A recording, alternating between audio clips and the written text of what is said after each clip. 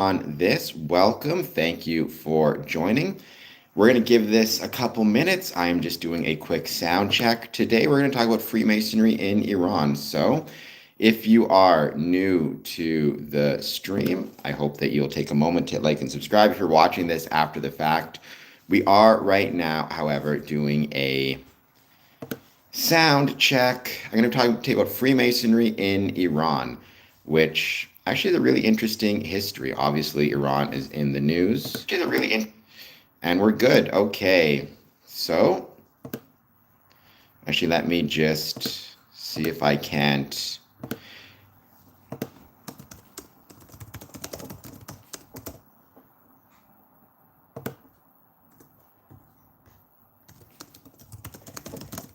add a couple things to this, save that. We're going to switch to public. We're going to hit publish. Okay. And we're now officially live. That was the sound check part. Welcome. Thank you for being here. Please take a moment to hit that like and subscribe button. Let us chat about Freemasonry. I was thinking today about talking about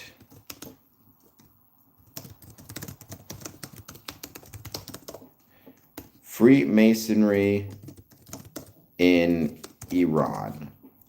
But that is usually about an hour in. The first hour or so, I just hang out, wait to see who wants to join, and wait to see who wants to chat. And then the second hour is when I have after the first hour is when I do my specific topics. So let's give it a bit of time. Let's see who joins. Please take a moment to hit the like and subscribe button. And do not forget, on the 21st, I'm going to be doing another 24-hour live stream, potentially my last 24-hour live stream. I'm going to try to go for the full 24 hours. So let's wait to see who joins. Take a moment, hit like and subscribe. And yeah, let me know if you have any thoughts, questions about Freemasonry in general.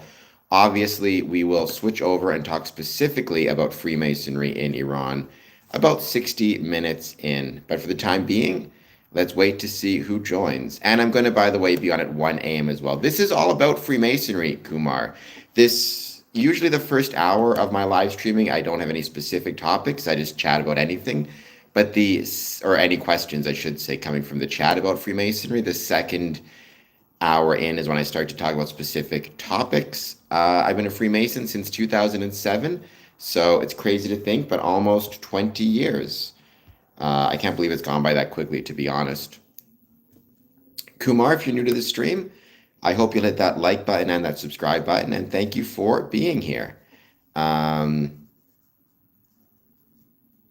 The biggest challenge I think I'm going to have for this, honestly, is, and I'm going to ask for forgiveness in advance, trying to pronounce the names of the historical figures involved with Freemasonry in Iran. They're obviously Persian names.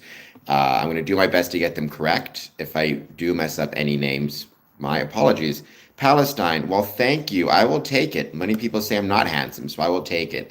Please hit the like and subscribe button, Palestine R60, and thank you for being here. Let's give it a bit of time and let's see who joins. Please mark your calendars for the 21st of January, my final, well, potentially final, but definitely be a 24-hour live stream. I'm going to try to stream on a couple of different platforms at the same time. I'm going to try to stream on both YouTube and Twitch at the same time. We're going to see how that goes, as well as potentially even trying to do like an X space or something like that. It'll be really fun to try something different, so tune in for that. Hero motto. I am not Christian myself. I believe in a supreme being, but I'm not a Christian myself. However, there are many Christian Freemasons. Thank you for being here. Euro African, yeah, but you never call me back the next day. By the way, hit like and subscribe.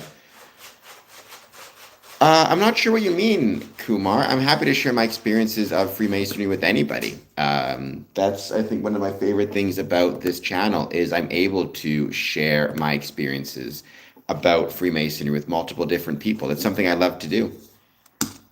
So, yeah, there's lots of Freemasonry in India also.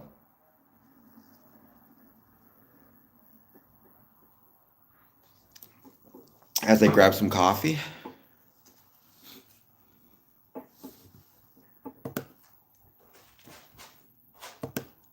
Let's give it a bit of time. Let's see who joins. Let me know what your thoughts are on Freemasonry. Any thoughts you have, positive, negative, or neutral, I'd love to hear them. Don't forget to hit that like button, hit that subscribe button, and thank you for being here. Nick, you seem like a cranky fellow. I'm a Freemason and proud of it. Let's give it a bit more time. Let's wait to see. Again, the first hour, I just answer questions from people, or just talk about whatever. So any questions you guys have, any comments, I'd love to hear them. And thank you for being here.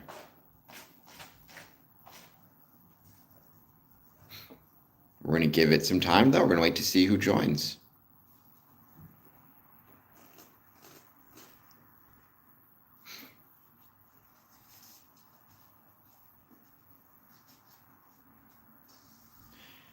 And if you want to do a super chat, help with the channel that way, by all means.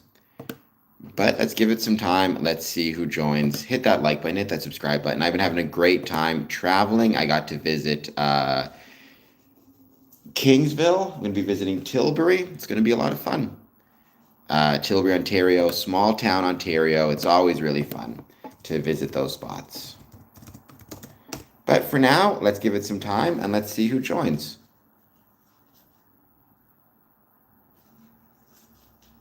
And again, I will be back on at 1 a.m. this morning. It's fascinating how my 1 a.m. streams tend to do so well compared to my 1 p.m. streams. My audience must be like me, a bunch of night owls.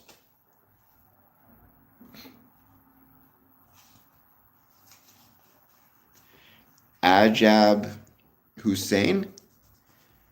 I'm always relaxing. Especially when I'm on stream. I hope you're doing well, Ajab. Thank you for being here. Mr. Cowan, that's a name. Things are going well. Thank you for joining as well. I'm going to be talking, as I said, about Freemasonry in Iran once we get about an hour in. But for the first 60 minutes, just going to wait to see who joins, who wants to ask any questions, any thoughts they have on Freemasonry, positive, negative, or neutral. I'll be relying primarily on Encyclopedia Iranica. What I remember is you need to hit the like and subscribe button, is what I remember.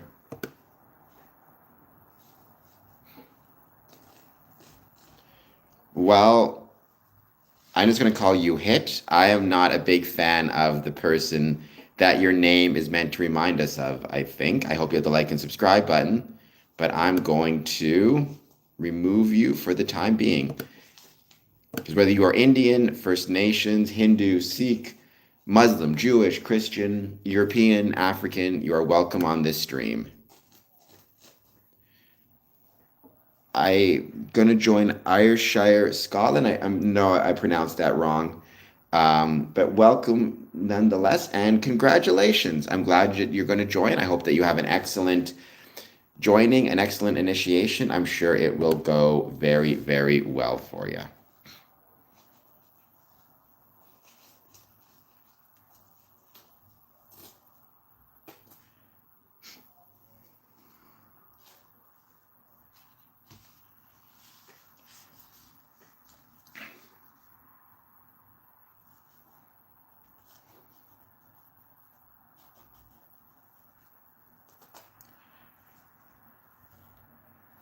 I can't pronounce that. 80 sluice. So in basic terms, well, I mean, in basic terms, you had me until your last sentence. Dark cults. I mean, Freemasonry is not a cult. Is it possible that Freemasons decided to leave Freemasonry and join or either join a cult or start their own and borrow Masonic symbols? I mean, anything's possible. But I mean, it would be no different than if I decided to leave Freemasonry and started my own group and called it Cameron's Masonic Cult. I mean, is there now a Masonic cult, or is it just one guy creating something in his apartment, right? You need to be really careful about that. It's kind of like the Illuminati, where some guy will start the Illuminati club in his basement, and then suddenly people will say the Illuminati exist, right? But the first part is correct. Freemasonry is a club. It does have, or a social group, or a civic group, a community organization. It does have various, I don't like the term factions, various rights and orders within. And people can take a different route to, through their Masonic career. Good to see you as well, champion. Though I am streaming pretty frequently, what I would say is double check to make sure that you have your notification bell turned on. That way, whenever I'm streaming, a new, something new will pop up and you'll see it. So, like, you'll see the notification that something new is taking place, or there's a new stream happening. I'm doing well, Dream Seeker. I hope that you are doing well also. Thank you for being here. Yes, by the way, a lot of people need to start turning on that notification bell. Right now, one of the issues, hello, Husi, thank you for being here. One of the biggest issues we have right now is less than 10% of my subscribers have the notification bell turned on, which means they are subscribed, but they are not seeing me when I pop up with something new. So just keep that in mind. Please make sure to do so. My cat is currently behind the computer. And also, aside from the notification bell, mark in your calendars, January 21st is my next 24-hour live stream. I'm going to be streaming on multiple platforms. It was good. I stopped in very quickly. I had an appointment I had to get to. So I stopped in very quickly, but I stopped in, grabbed my coffee. Good coffee as always. Everybody should try to get there if you get the chance. It's a lot of fun.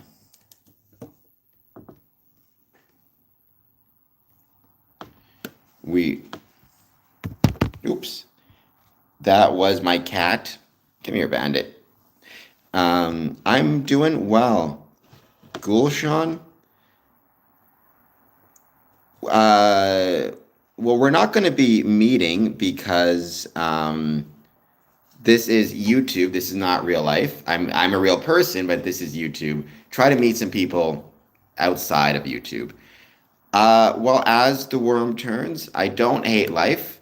I don't even hate people who are not subscribed, but I do very much appreciate people who are subscribed.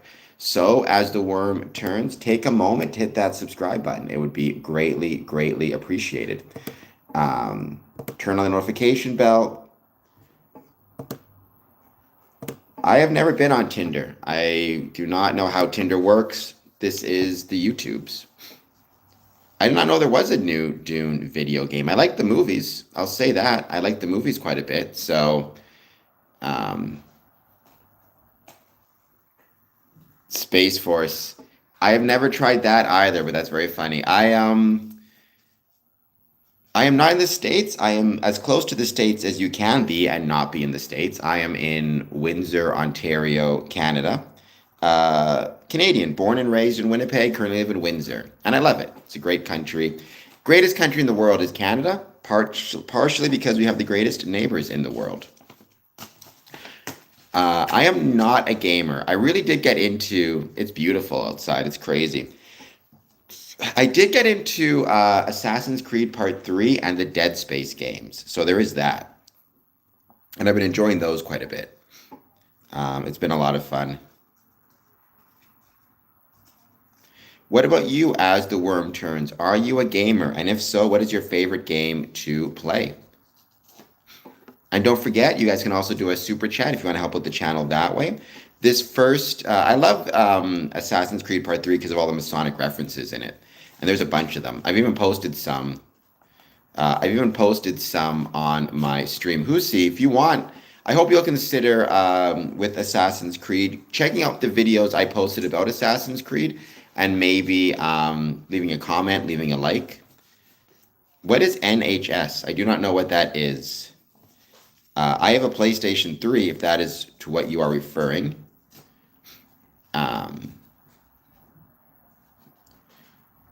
Because I want you all to focus on my face, Sir Adam Kwansky, because my face is so handsome. You know, you don't put a hood ornament on a Lamborghini. I say that as someone who has no idea if Lamborghinis actually have hood ornaments. I'll check it out, Mr. Cowan. But yeah, I have posted about Assassin's Creed Part 3 on this channel. One of my dreams it'd be to one day get the creator of Assassin's Creed Part 3 or anybody just involved with it on the channel, on the stream. I think that would be really, really cool. So I'm working on it. Maybe one day if I get enough money, who knows, I'll get myself my own studio. But let's give it a bit more time. Let's wait to see who joins. Please take a moment once again. Hit that like button, hit that subscribe button. Thank you so much for being here. And I hope you are doing well. Well, it's free at point of service. And don't get me wrong, I love our healthcare system. I would take Canadian healthcare system over anybody else's, I think. But I will say it's also, right, it's not free, it's free at point of service, which is, I mean, if you know, at the end of the day, if I didn't have that, I'd be having insurance, and the insurance would cost more than I pay in taxes. So, you know, at the end of the day, it's whatever leaves the most money in my pocket for the best service, I suppose. That's my own personal opinion. A lot of Masons have different views on healthcare, as they do on a variety of political issues. I've never played Assassin's Creed Black Flag. I've never played anything Assassin's Creed related other than Part 3, which again, I love. It's a great game. It's a lot of fun. Nice, Dream Seeker. Everybody go to Dream Seeker's website. Go to Dream Seeker's YouTube channel, hit that like and subscribe button, and then come back to see me.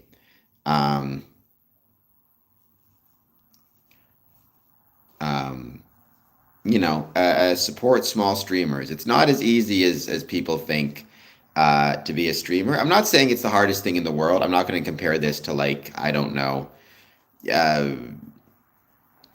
performing brain surgery or anything like that. But there are interesting challenges with it. So support small streamers. Well, Hiro Moto, that's not very funny. Let's try to be a little bit better on the stream if we could.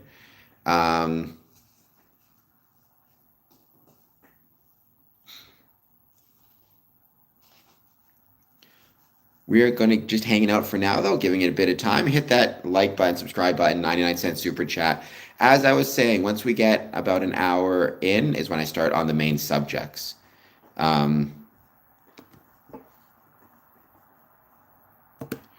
Well, NRH, I do hope you hit the like and subscribe button, but I think I'm going to put you in a bit of a timeout. Hello, Godspeed. Thank you for being here. I hope that you are doing well, or Godspeed. As always, we're just hanging out, giving you a bit of time. Wait to see who joins. Hit that like and subscribe button if you're just joining us. Any thoughts you have on Freemasonry, positive, negative, or neutral? I'd love to hear them. I've been a Freemason it's crazy to think, but for 20 years almost, which is nuts. It's been that long, since 2007. I don't know everything about Freemasonry, but I have some information and some knowledge that I can at least share, or hope to share. But for now, let's wait to see who joins. And like I was saying, if you are a subscriber already and you're looking at ways to support the channel, one of the best things that you can do is make sure your notification bell is turned on. Right now, 6.2% have the notification bell turned on, and the YouTube typical average is 10 to 30%. So that means very often if I'm posting something, you're not seeing it. Yes, you do still have the NHS service as well, Dad. That's a very good point. In England, which again, I've been to England, but I never had to avail myself of their health services, thankfully. Like I said, it's not free, it's paid out of taxes. It's free at point of service is the way I always describe it, which means when you go to the hospital, you're not paying for anything when you're actually there. But afterwards, or at tax time, or when you're paying GST, then you are paying for it. Hello, Daryl Brown. Thank you for being here. I hope you're doing well. I am handsome, Doc Palazzo. Please hit like and subscribe. I don't know what that means. I mean, I'm not an expert on British health system. I'm not even an expert on the Canadian health system, other than I use it probably a little bit more than the average Canadian, but I'm grateful for it. Well, I have the head shape of a handsome person, right? So that's what matters the most.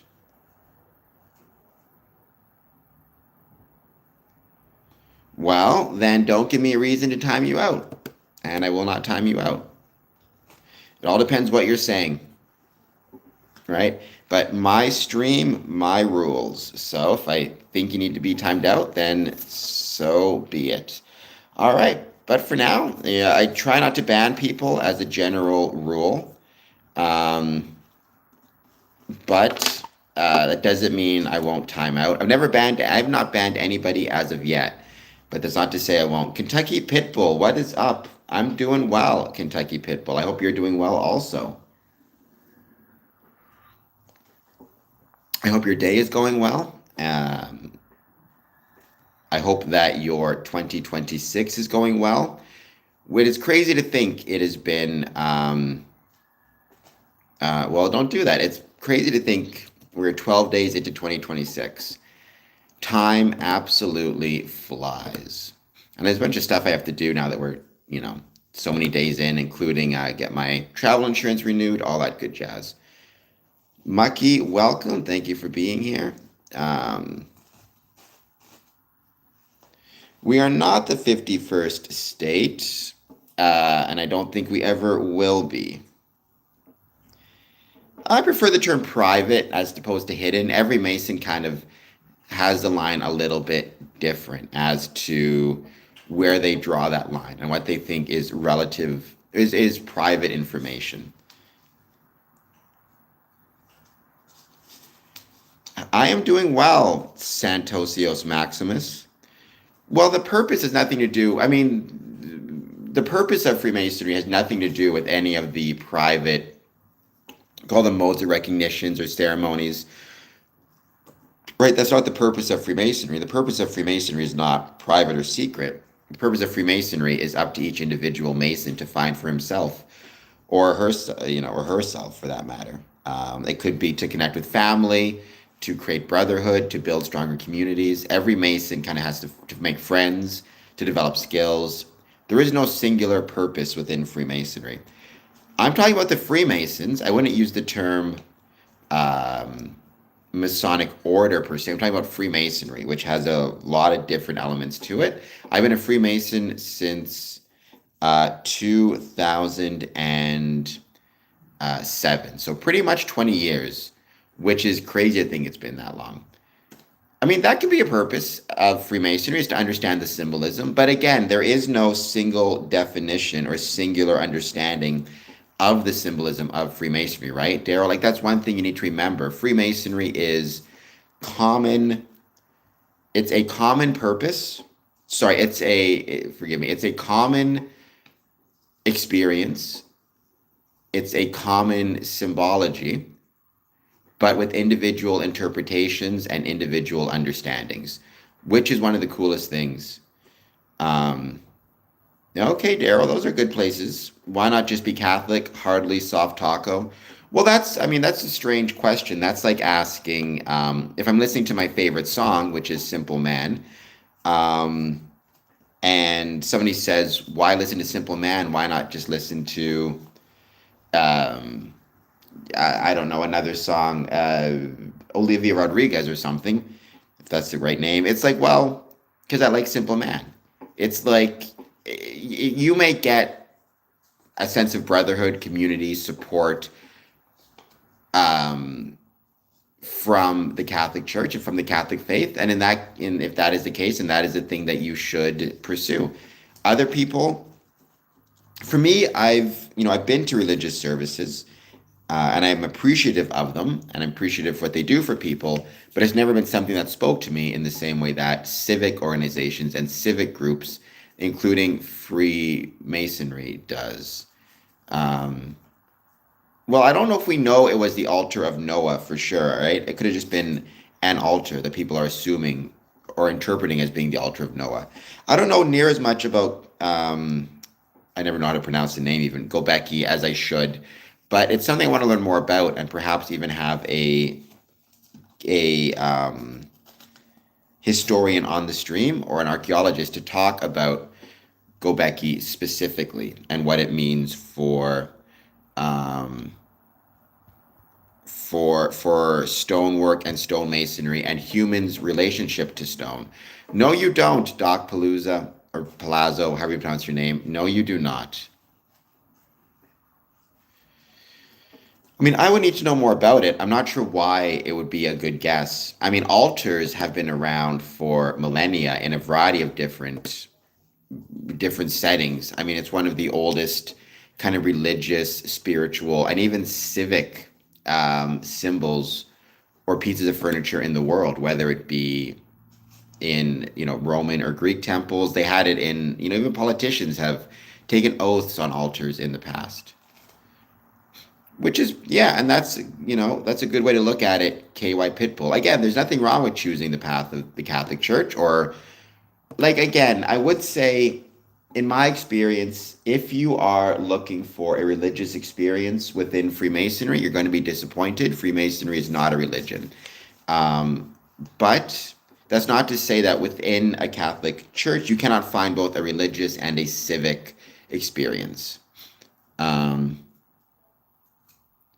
Well, a lot of guys post nonsense. You need to keep that in mind. Welcome, Cyclic Discipline. Thank you for being here, CD. It's been a minute since I've seen you. I hope you're doing well. Thank you for jumping on once again. I hope you had an excellent holiday season. And, I know we're well past the holidays now. 12 whole days passed.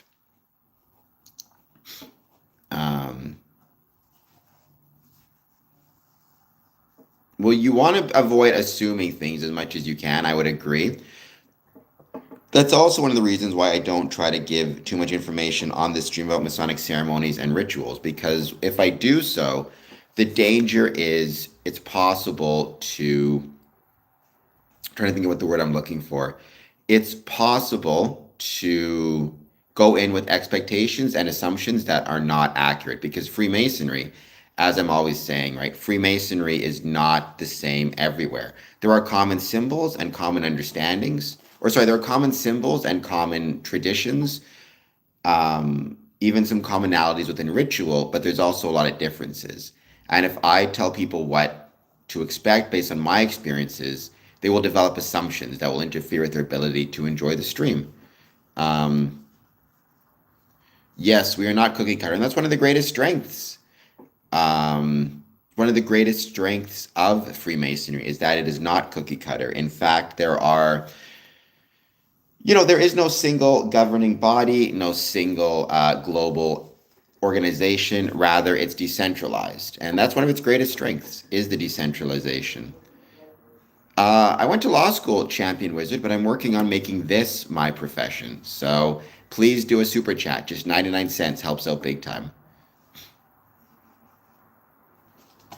Thank you, Dream Seeker. I appreciate that. Yeah, I never want people to be making assumptions. I think when you start to make assumptions, that can be a very, very, it can end up in a dangerous place.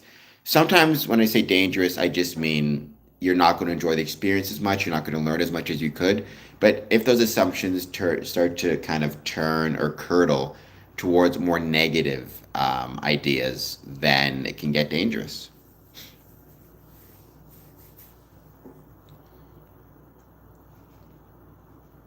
The last song Bob Weir played was, I don't know that song. I don't even know who Bob Weir necessarily is. Should I know him? Is he part of like Leonard Skinner or something?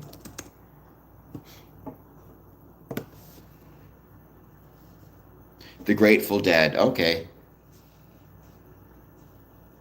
Oh, that makes sense. I don't know. I don't think I know any Grateful Dead songs. Actually, I bet you money I do. I just don't know the names of them. Like if you played them for me on the radio, I'd recognize them.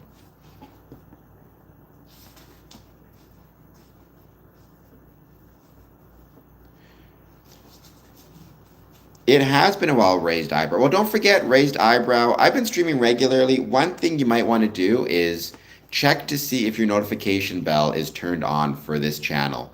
right? Because if your notification bell is not turned on, and right now, just 6% of all of my subscribers have the notification bell turned on.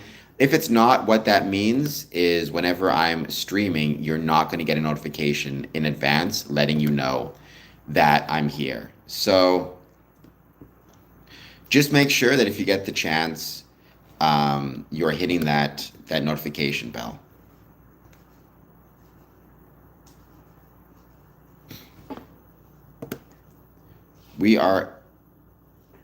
You think there's no immediate relation to a world order, but the 32nd degree, I mean, there is no world order, right? Even 32nd degrees, it's different degrees within and depending on the jurisdiction, right? There's a northern, there's a southern, there's Canadian, right? In northern, it's Knights of Kadosh, if I recall correctly.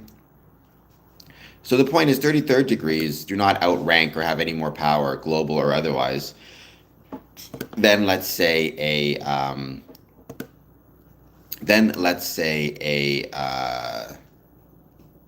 trying to think what the word is, a third degree Mason, for example.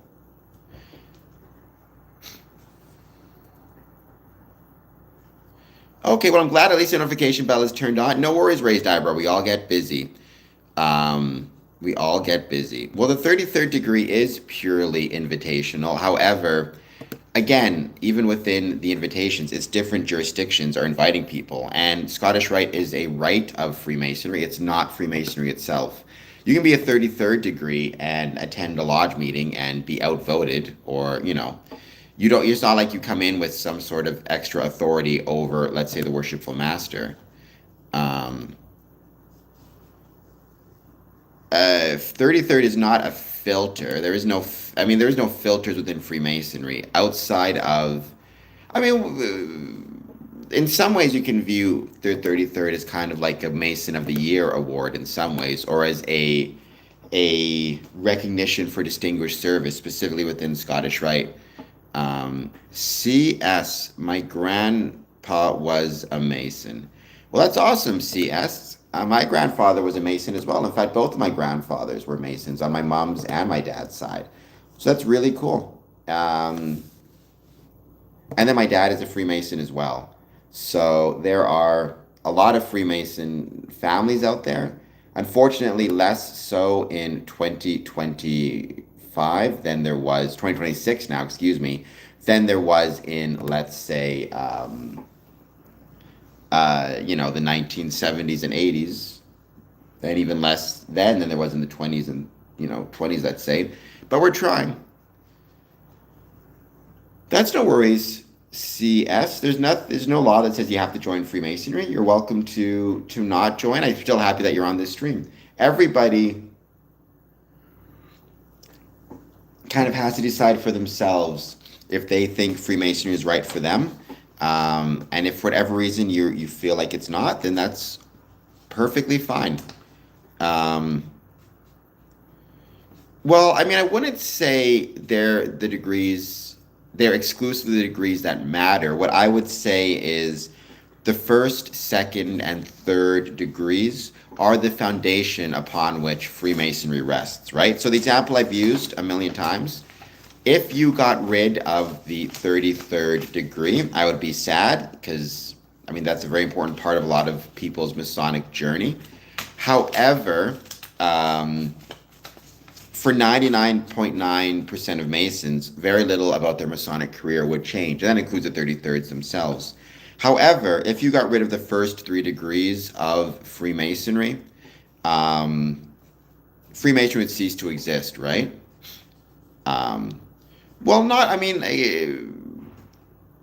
Welcome Bradley Bear. Thank you for being here.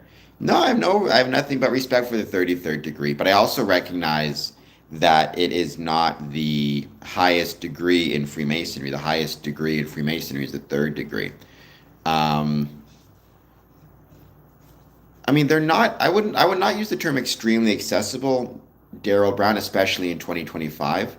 When a lot of grand lodges are really pushing to make the degrees, first 3 degrees, in some ways less accessible, at least trying to focus on taking more time from when you first express your interest in joining Freemasonry to when you get your first degree, to even when you get the application to formally apply for for admission into Freemasonry. What is going on? No filter. It's one of those things where I think a lot of people would argue that within Freemasonry, it became far too accessible for a time, the first 3 degrees, this idea of guarding the West Gate. So,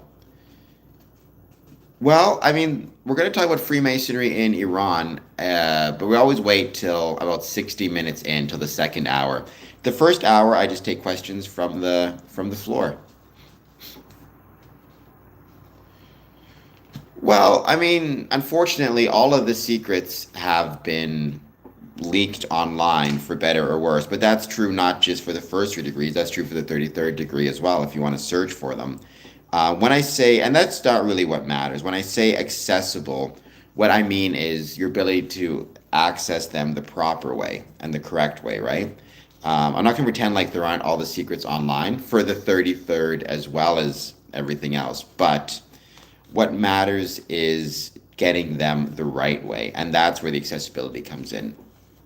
Welcome, Eddie. Thank you for being here. I hope that you are doing well.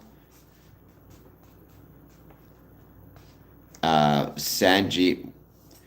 Oh, if you go, I mean, I'm not telling people to do this, but believe me, all the secrets are out there online. Why am I so boring? Because I'm so handsome. If I was this handsome and super exciting, people would get bored very quickly, or it'd be too much for people to handle, right?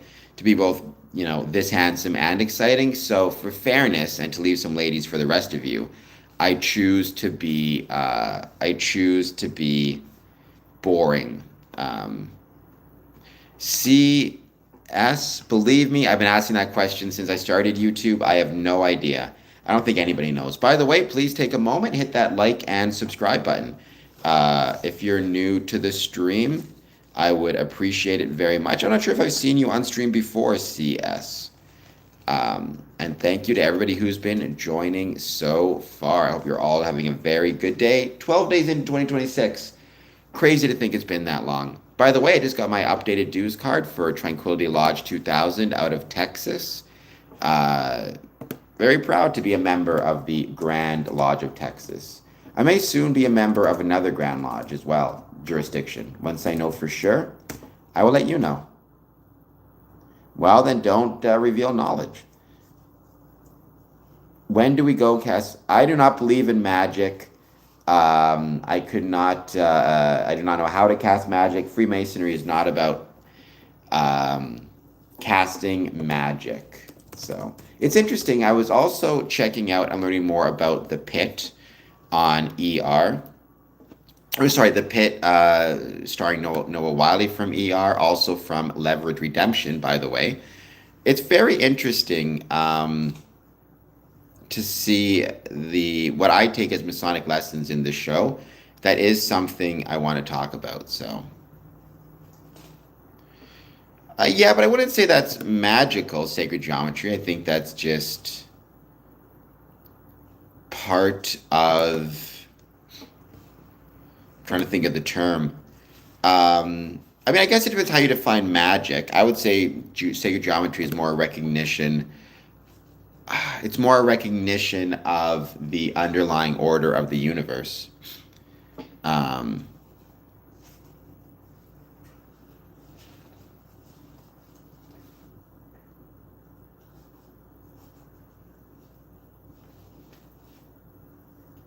I hope everybody is signs of awareness. Well, I don't believe in anti-gravity. I mean, gravity is gravity. It's the curvature of space-time. I'm not sure how you would anti that. Don't get me wrong. I'm sure there's going to be some type of technology we develop to help people. I mean, we're already, flying in the air and stuff, which again, it's not switching off gravity. It's just using other forces here on Earth to combat gravity. But I would say anti-gravity, I don't think exists.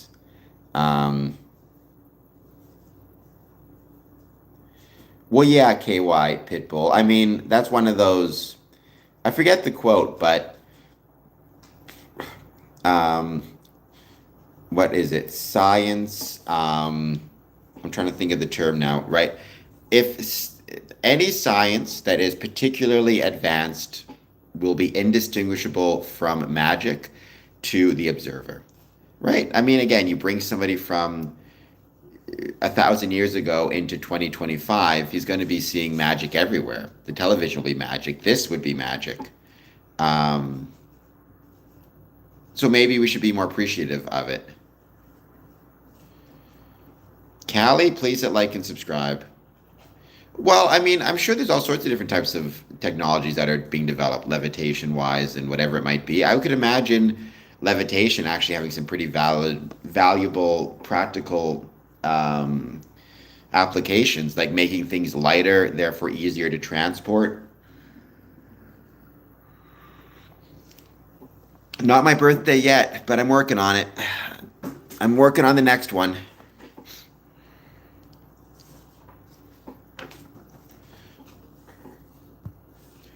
Well, it's interesting, Eddie. Not everybody apparently has an inner dialogue, but what I will say is I wrote about that in terms of ritual and its effect on one's inner dialogue on my Medium channel. Please make sure that you check out my Medium channel, or you can check out my written work on Freemasonry. What size hat do I wear? I have no idea. I never sized a hat in my life. I got a big head, though. Grizz, hit like and subscribe. Well, Easter is not here quite yet either, but I'm working on that too. I forget when Easter is. It's coming up soon. Soon-ish.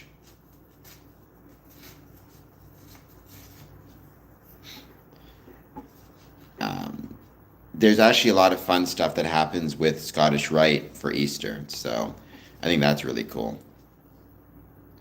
So dispassionate. I am not a 33rd degree Mason. I am the highest degree within Freemasonry, which you can have, which is the 3rd degree Master Mason degree. There's no such thing as a higher degree than that. There are different rites, Scottish Rite, York Rite, that have appendant bodies and appendant degrees, but that's a different thing. No, there's no such thing as a high up Freemason, Callie. The highest Freemason, again, you want to think about Freemasonry in terms of degrees and offices. There is, in terms of degrees, the highest degree you can get is 3rd degree Master Mason. The highest office you can have is Worshipful Master of your lodge. Or maybe you could argue Installing Master, to be honest. Specifically the Byfield. I mean, I will check out Townsend Brown. I don't know if I've ever heard of him before, but I can look into it. I mean, look, I'm sure even with magnets, I remember seeing some experiments where you took one magnet, turned its polarity one way, and then you placed another magnet over it, and it caused the magnet to hover because it was repelling, right? Or what is it? Same polarities, I guess, repel one another. And again, that's one of those things where you can develop like some type of track that's magnetic, where the whatever it is you're transporting hovers on magnets that push it up. It'd be interesting. I'm not opposed to it. I'm saying, though, gravity will always exist. You're just trying to find ways around it. Well, I'm here and I'm speaking about it, so I guess you can agree with that or disagree with that if you so choose. But what can I say? Been a Mason since 2007. So pretty much 20 years, almost 20 years. And I very much enjoy talking about it. Well, the highest, I would say, when it comes to being an office, the Worship Master does have a certain amount of authority. I want to use the term power over the members of the lodge. Certainly when he bangs that gavel, everybody's expected to stop talking, for example. Well, I mean, there's always going to be kind of this idea that there's some type of hidden physics or hidden knowledge. I'd be very hesitant about that because as far as I can tell, if there was some type of anti-gravity machine that had any practical effects, it would be worth a fortune. Again, in the transportation and shipping businesses alone, it would be crazy to see all you could do with it. Well, welcome back, H. Jaden. I hope you're doing well, and thank you for being here.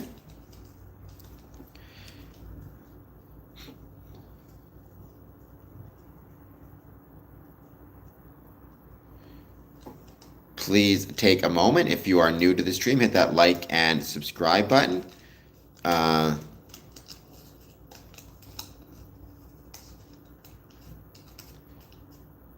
Why did I want to be a Freemason, Callie? That's a good question, but you have to divide that into two questions, right? There's why did I want to be a Freemason, and there's why I chose to remain active and engaged. Because the reason that you join is very different from necessarily the reason that you will stay. I wanted to be a Freemason because my family were Freemasons. My dad was a Freemason, both my grandfathers were, and my assumption had always been that, sooner or later I would join. And, I didn't really go in with any plans other than, like I said, I thought it'd be interesting to join and learn more about it. But for whatever reason, I found that I really, really took to it. And it's kind of like your favorite song, right? I heard it and I realized I liked it, and the rest is history. I know about the Mobius strip. I mean, it's a strip with one side, but I know very little about it. So, in terms of geometry and the type of geometry they're in.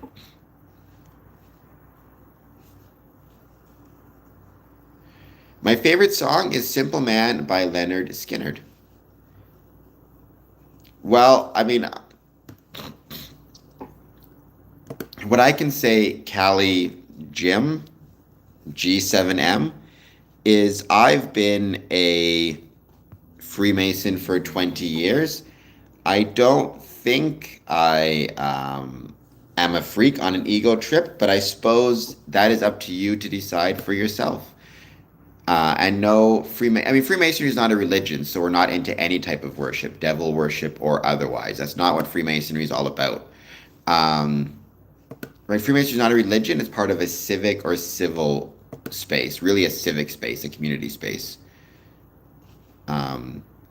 Yes, that's very true. KY, he's there to be a voice. Well, he's there to make sure that the lodge is operating in accordance with both its bylaws and Grand Lodge's constitution. So, for example, he does not get a say in if there's a vote on a specific, if there's a vote on an idea of some sort, he's not there, and it's not his responsibility to try to sway the vote or ensure the outcome he wants. But he is there to make sure the vote takes place in accordance with both the bylaws of the lodge and the constitution of Grand Lodge. And if the vote is done incorrectly or improperly, it's his responsibility to do what he needs to do to ensure that that changes. I have seen Leonard Skinner live, Ronnie, and it was incredible. Well, we have the same favorite song because we're both smart people, Daryl Brown. Cool, Callie, that your granddad was a Freemason. My granddad was a Freemason as well. Also, as was my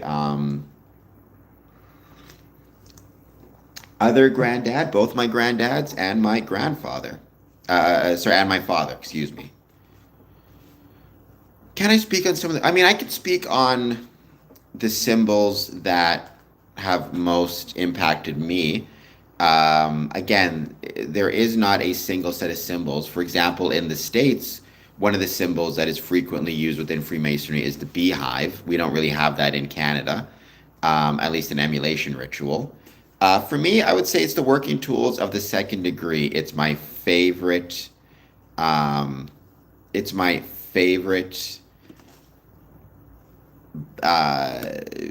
Symbolism is those working tools. Particularly, I loved the idea you get from them, which is the idea of equality and equality amongst men and tolerance for others, which I think very often is something we are losing in today's society.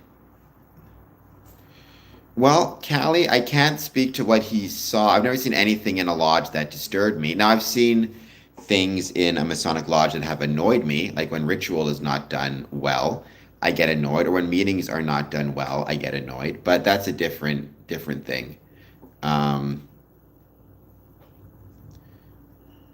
I mean, I don't mind the seven star. I mean, Freemasonry has a lot of different references to the heavens and to stars and to kind of a celestial canopy. I do love astronomy. I love looking up at the stars, but I don't think those symbols have really. I'm trying to think of what the word is. I've never, had a really strong opinion on those symbols. Good for you, KY Pitbull, as every Freemason should. Start by trying to help your community, build your community. Freemasonry was always very much about looking outward to the community as much as, if not more so, than looking inward. Um, well, Pappy Mexicana, when you join Freemasonry, it's the entered apprentice or the first degree into which you are initiated. And from there, you can move on to the Fellowcraft, Master Mason, and then you can move on to the rites and bodies. Um, Not a ton, I would say, in Freemasonry. You certainly, you know, um, there's certainly, stars are considered very important. But again, the Pleiades, the Seven Sisters, is not an exclusive thing to Freemasonry. It pops up in a lot of different groups, organizations, cultures, history. Um,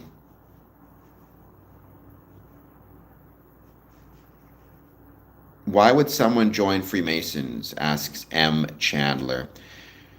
There is no single reason why one would join Freemasonry, right? There are multiple different reasons depending on the person. So, for example, as KY Pitbull says, he joined Freemasonry to be social and to serve. Um, I joined Freemasonry because my dad and my family were Freemasons. And I figured I'd join for that reason. It's not enough to just join. You also have to ask the question, why do people choose to remain active within Freemasonry, which is also very important. Why did I put you in timeout? I don't know, RH, but I'm sure I had a reason.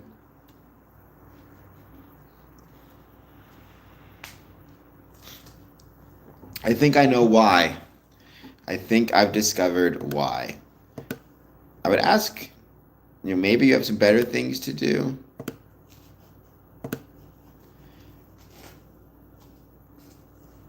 Lord Ronnie. I mean, sometimes you're not so quiet. The thing about, and this is a piece of advice I'll give to anybody, if you want to be a Freemason, if you want to be active and change things and try to take Freemasonry in a different direction than perhaps what it normally goes in, a big, big part of that is going to be you're going to have people who disagree with you. You're going to have people who disapprove of the approach you're taking. You're going to have people who push back against what you're doing, for better or worse, right? And all you can do in those situations is you decide if it's worth it and if you think you're right. And if it is worth it and if you think you're right, then part of what you need to be prepared for is some eye rolls and is some people doubting you and is some people, shall we say, pushing back against you. And you have to decide if it's worth it or not. I mean, like, I'm not suggesting I am equal in any way to, let's say, as Steve Jobs, but it's not as though Steve Jobs, in his quest to build Apple or develop develop technology, did not have to go through some pretty significant opposition as well.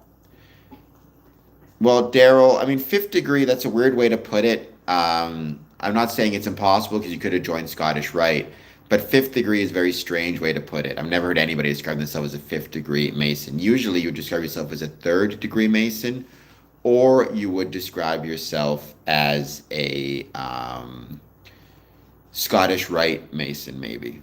Even from Scotland, though. I mean, third degree is strange. Scottish Rite usually goes from fourth degree to 14th degree, and then 15th to 18th type of thing.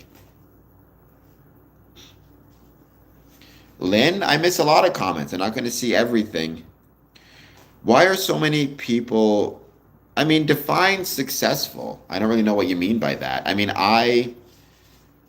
um, I've known hundreds, maybe thousands. I don't even know the number. I've known a lot of Freemasons.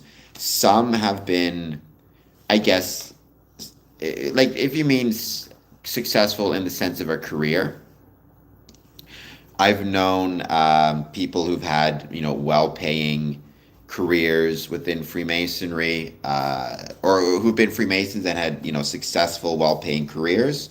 I've also known plenty who, struggled financially, or struggled with their careers. I've known many who were successful when it came to their family life, some who struggled with their family life.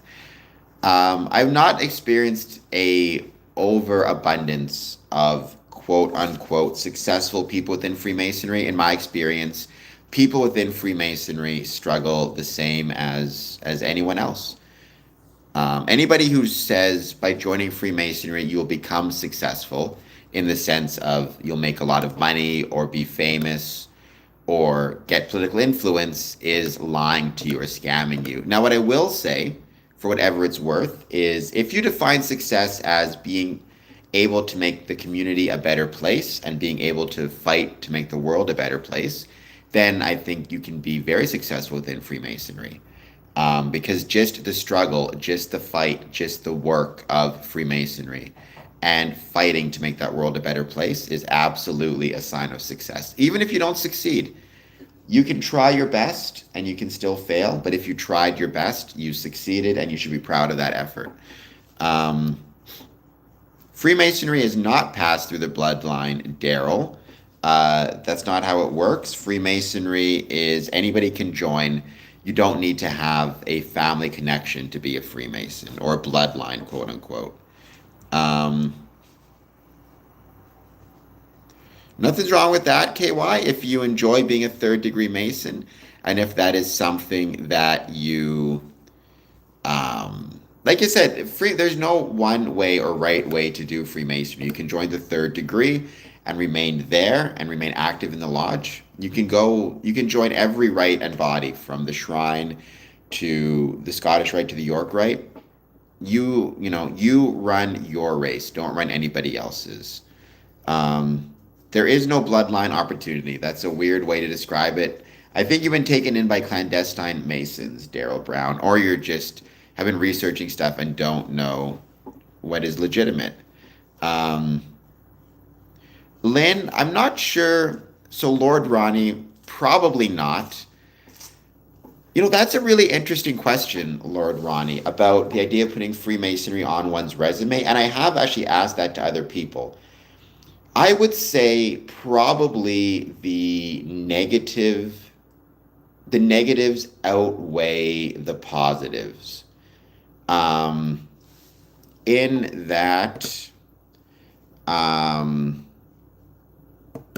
right, Daryl, you got to calm down a little bit. I don't know what your situation is or what your problem is, but you need to relax. I'm going to put you in a timeout for a little bit. All the presidents are not related. So going back to, is membership worth sharing a resume? You can, within Freemasonry, definitely develop skills and abilities that will be of benefit to a job. Like, certainly if you're the worshipful master of your lodge, you're going to develop skills in terms of conflict resolution, because there's going to be two brothers who may disagree with one another, and how do you resolve that conflict? You're going to be developing the ability to run a meeting successfully. If you know the process by which to run a successful Masonic meeting in terms of motions, passing motions, reading of minutes, all the administrative work that goes into organizing a meeting, it is definitely possible to run a board meeting successfully. You develop memorization skills. You need to be familiar with bylaw changes. Because of all of that, what it means is you do develop skills that are applicable to work. And so some people will say they should put Freemasonry onto their resume. The problem, though, is there is still a lot of distrust among some people for Freemasonry, or they may not know what it is. at all, and it may just confuse them. You're better off to say something to the effect of civic and community engaged and have experience in running administrative meetings as well as the administrative process is a better way to put it. So Lynn, I don't use the term prayer. I use the term invocation. Prayer has a religious connotation. Invocations, it more understands that there are different brethren who, within an invocation, will be thinking of a different supreme being. So the mistrust comes from, I'm doing well, Minotaur. We believe in a supreme being, Lynn. That supreme being is different for every Mason. They could believe in a supreme being in a Christian context, a Muslim context, a Jewish context, whatever it might be. So when it comes to mistrust of Freemasonry, Bama Yard Dog, that gets complicated. There's different places from which it comes. But at its core, I think the mistrust with Freemasonry comes from the same place any conspiracy theories derive from, which is people struggling in their lives and desiring some type of, for lack of a better term, not excuse even, but they don't want to think about that. So what they do instead is create or fall into conspiracy theories as a way to not focus on the problems within their own lives. And those build upon themselves. Social media allows them to spread and grow. And before social media, you could do it through the press. And then, and Freemasonry did itself no favors by choosing to ignore, for example, the conspiracy theories, right? You can't just ignore them. Sometimes you have to push back against them. Happy New Year, Douglas Marks. Thank you for being here. Well, M. Chandler, great granddad's going back pretty far. It's impressive that you have family records that far back. Happy New Year, Douglas Marks. I think we choose what we believe. We can choose to believe in a particular religious faith or belief. Certainly, it can be influenced by your family, influenced by your culture. But I do think we as individuals also have a choice within it. So, M. Chandler, at the end of the day, joining Freemasonry will always be a leap of faith because there's only so much that you can understand before you join. Joining Freemasonry in some ways is like going to see a movie that you've never seen before. You are, to a certain extent, taking a leap of faith that you will enjoy the movie and that the money you spend at the theater will be well worth it. At the end of the day, you can never know for sure. What you can do is try to learn as much as you can about it beforehand, without spoilers and without ruining anything, right? And that is, you look at things like the genre, the actors, other people you know, other reviewers who maybe have similar tastes. Within Freemasonry, it's a matter of getting to know the brothers and getting to know the lodge. So if you're interested, you contact a local lodge and you express your interest in joining and why you want to join. Get to know the brothers. Determine if they're the type of people that you would enjoy spending time with, if they're the type of people that you think you get along with well. And if the answer is yes, then it's worth taking that leap of faith and joining. If, however, you think, based on your meeting with them and you're talking to them, you think it wouldn't be for you, that's fine too. How can you choose to believe in something? I mean, people choose to believe in something every day, or they choose not to believe in something as well. There's some people who spend, their lives as, let's say, a Christian and then choose not to believe in Christianity, choose to change their religions, or it could be the Muslim faith, the Jewish faith. I mean, how people choose to believe in something or how people choose not to believe in something, I have no idea. I guess each individual makes his own decisions based on their reason and their faculties and their observations of the world, influenced probably by family and culture.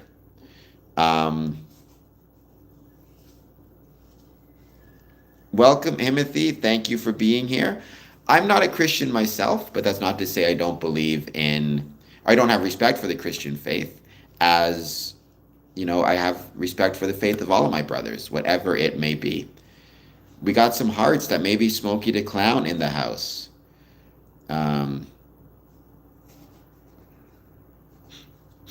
So I would say that's not the case. I mean, again, if that was the case, thank you, Dream Seeker. That's very kind of you. By the way, I'm going to be putting out some more membership stuff shortly. I haven't done a ton of membership content lately, but I'm going to change that soon. That is very kind of you, Dream Seeker, though, to become a member. I mean, I guess what I'd say, Barclay, is if you believe that, then you probably would believe that free will does not exist at all. I do believe in free will myself.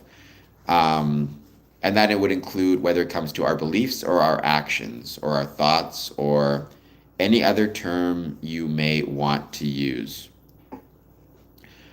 I appreciate that, Dream Seeker. It's been a lot of work. You're a big part of, you and my other regular audience members are a big part in that support. Well, I mean, then so be it, Barclay. What I'd say is if that is the case, you would have probably a hard time joining Freemasonry. Because one of the requirements within Freemasonry is that you have to be joining of your own free will and accord. Free will and accord. If it is a matter of you don't believe in free will, then you may have a hard time joining Freemasonry, which requires a belief in free will. So, or not really a belief in free will. But it requires you to join of your own free will and accord and to be able to say that you are joining of your own free will and accord. Let's give this another, let's see how much longer, couple minutes and we'll start on Freemasonry in Iran. That's a good belief to have, KY Pitbull. I'm not sure if I would put it that way, but I think within the Christian faith, that's a general understanding of it.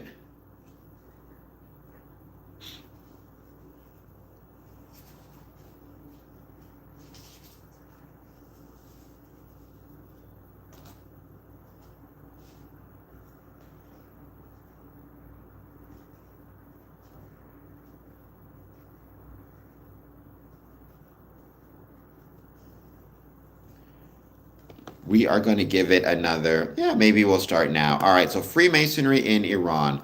Obviously, Iran being in the news as of right now for a variety of reasons.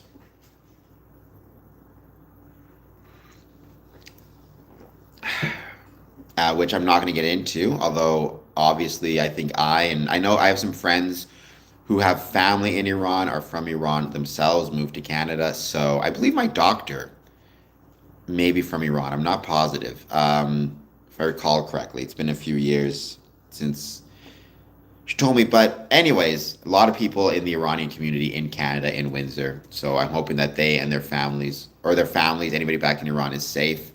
But Freemasonry actually has a really, really interesting history in the Middle East in general and Iran in particular. Starting in the Qajar period, Persians made their first acquaintance with Freemasonry outside of Persia, in India, and more importantly, in Europe. It was not until the first decade of the 20th century that a lodge regularly affiliated to one of the recognized European obediences appeared in Iran.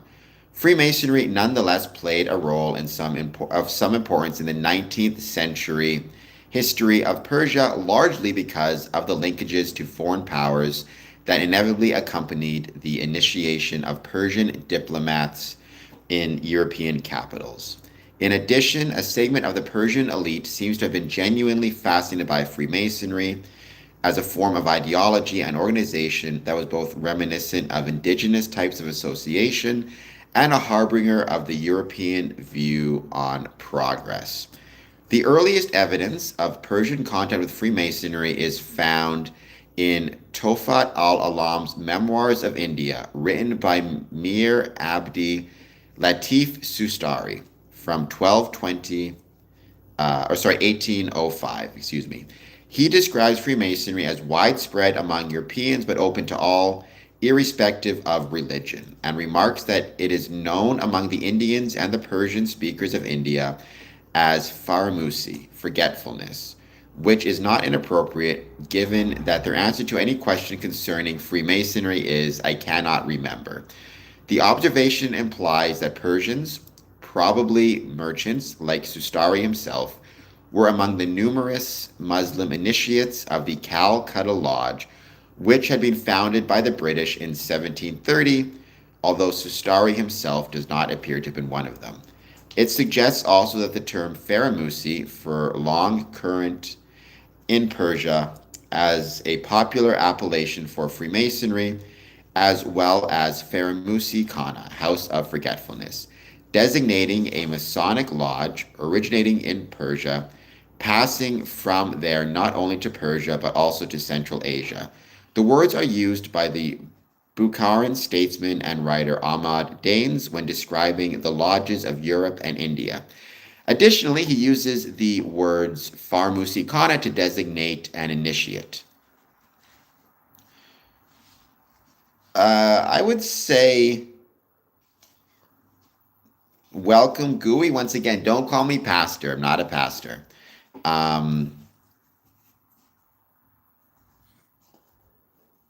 Where is it? The first Persian to encounter Freemasonry on its native European soil was Mirza Abu Taleb Khan, who visited a lodge during his stay in London from January 1800 to June 1802, but declined an offer of initiation because of the riotous and licentious proceedings he allegedly witnessed amongst the Masons. They were causing trouble back in the day.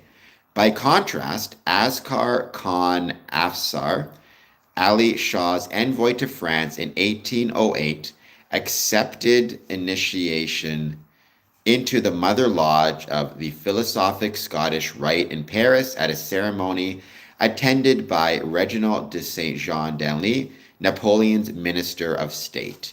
He became thereby the first in a whole series of Persian diplomats to be inducted into Freemasonry under the auspices of their hosts. The ceremony was also the earliest of many similar occasions on which the allegedly Oriental, quote-unquote, origins of Freemasonry were invoked in order to present it to the Persians as a lost tradition of their own, which they ought to revive.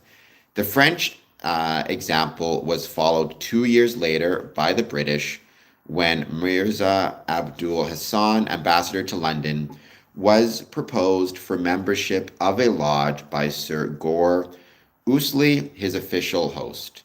Ouseley accompanied Mirza Abdul Hassan Khan on his return journey to Persia with an appointment as British ambassador and authorization to pay the Persian neophyte 1,000 rupees a month if he conducted Persian foreign policy to the liking of Britain. Ouseley was also granted a patent as Provincial Grand Master of Persia, but there is no evidence that he in fact established a lodge in Turin. The most important information there, again, is the first Persian that we know of to be officially initiated into Freemasonry. It took place in 1808 in Paris. He was the envoy from Persia to France, and his initiation was in fact witnessed by the Secretary of State of Napoleon. The next Persian to be initiated into British Freemasonry was Mirza Saleh Shirazi, one of 5 students sent to England in 1231/1815 by Abbas Mirza. In his memoirs, he records the initiation took place November 4th, 1818, and he appears to have taken his Masonic vows seriously, for he offers few details of the ceremony. To write more concerning this matter is not permissible. I've talked a bunch. The 3 ways that Freemasonry grew throughout the world, primarily, so obviously I've said this before, Freemasonry is a story of stone and water.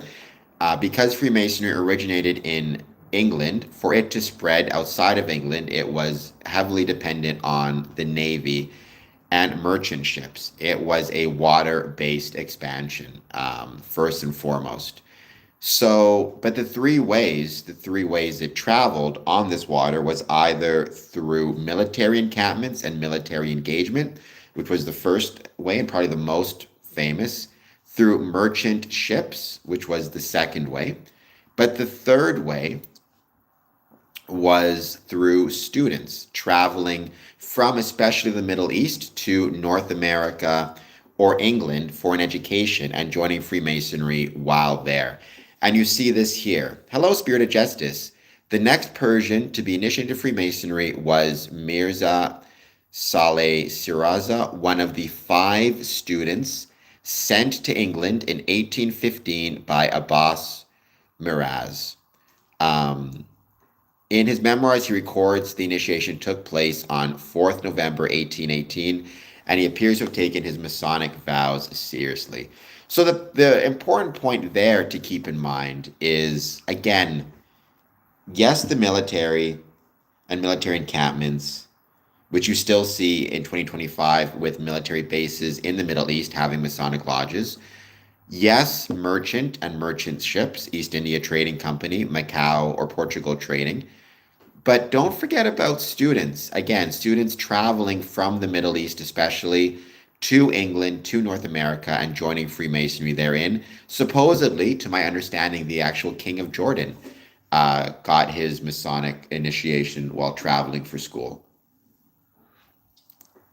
Hello, KY. Hello, Spirit. Any questions you have, if I don't make anything clear, let me know. So the first Persian from, Iran, what would become Iran, to join Freemasonry, officially 1808 in Paris. The second, 1815 in London. The first was a government diplomat. The second was a student. One of Mirza Saleh's companions, Mirza Jafar Khan Afshar, is also said to have been recruited into British Freemasonry. These 2 students were followed in 1835 by 3 sons of a Persian diplomat or Persian politician. They were brought to England by James Fraser, formerly of the British Embassy in Tehran, and were initiated into a London lodge under his auspices in July of 1835. The British presumably regarded the Masonic link to the princes as potentially useful if it ever proved necessary to use them as a means of pressure on the Persian government. What's interesting about that is I've talked, for many times in the past, I've talked about, the extent to which having Masons within various government agencies, of multiple governments, even potentially rival governments or unfriendly governments, if that could allow for potentially better relationships between governments, more trust. I don't know if that's the answer or not, but I think it's interesting. Hello, Locker001. 4 years later, another Persian was initiated into Freemasonry while visiting London. Abd al-Fattah, who was accompanying Ḥosayn Khan on a diplomatic missions to Britain, France, and Austria. The head of the mission himself had, however, a low opinion of Freemasonry, atypically for a Persian diplomat of the Qajar period. Not everybody loves Freemasonry. Of greater long-term significance for the development of Persian Freemasonry than these scattered initiations was the induction of 7 members of the mission, headed by Mirza Farrokh, that had been sent to France to regulate, under the French auspices, the consequences of the Anglo-Persian War of 1856.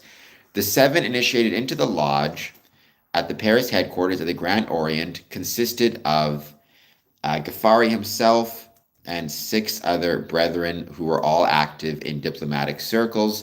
Several of these remained active in Masonic circles in later years. It is no exaggeration to speak of a Masonic network linked to the French Grand Orient having come into being among Persian diplomats in Europe during the second half of the 19th century. The Masonic lodges provided a venue where the Persian diplomats could congregate with European statesmen as well as each other. A second ambassadorial initiation into the lodge took place 28th of February 1860. Those initiated on this occasion were the ambassador and several other later ambassadors. The initiation of Miraz Farah Khan 2 years earlier was recalled, and his devotion to Freemasonry, praised as inspiring his contribution to the regeneration of Persia, was allegedly undergoing through impregnating itself with the spirit and genius of France. From this statement can be derived the conclusion the motive underlying the French propagation of Freemasonry among Persian diplomats was not so much political as cultural, an expression of the megalomaniacal mission civiltrist that proclaimed by both imperial and republican France. This is confirmed in an account of the meeting of sincere amity in July 1873. It was attended by 2 Persian Freemasons and diplomats. In a welcoming speech, Masonic initiation was depicted as the culminating stage of the Persians' assimilation of French culture. Well, there you go. That term is used a few different times. But I think the point is, and this is really interesting because it's not something I even thought of that much. You know,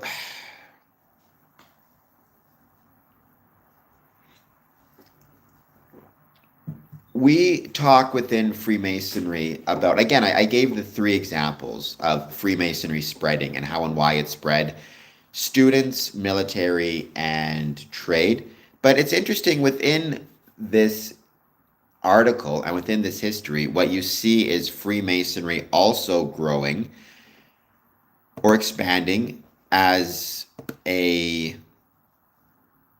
political means, right? People, you see ambassadors from Persia going to France, going to London, diplomatic missions, and joining Freemasonry while on these diplomatic missions, while acting as ambassadors. And there is this written or unwritten, stated or unstated belief that doing so will help them with their political ends, particularly the political ends of forming better relationships between Persia and France, Persia and London. Thank you, KY. I hope you find this interesting. Everyone is doing very well, Wild and Fresh. I hope you're doing very well also, right? There was, so one of the first batches of initiates who established the earliest Faramūs Khana, again, literally translated as forgetful house, but in a sense, a type of Masonic body on Persian soil. It must, however, be regarded as a pseudo-Masonic institution. Yeah, so it didn't work so well, Locker, which is interesting as well. Again, another thing I always point out is George Washington and King George were both Freemasons. Did not particularly result in good relationships between the two.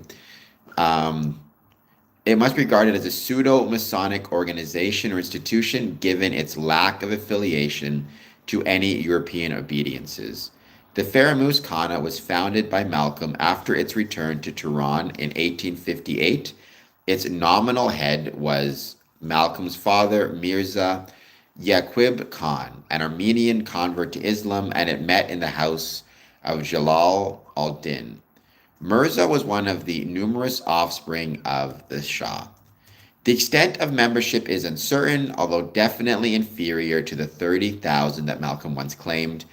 Among known initiates were princes within the Persian Empire, authors, ministers, directors, chroniclers, a poet laureate, and many others. The impressive roster may be taken as proof of the sympathetic curiosity about Freemasonry, evidently widespread among the Persian elite. Unlikely any of the initiates should have been particularly devoted to the individuals. It was more this widespread interest amongst the Persian elite from, let's say, 1800 to 1950 in Freemasonry.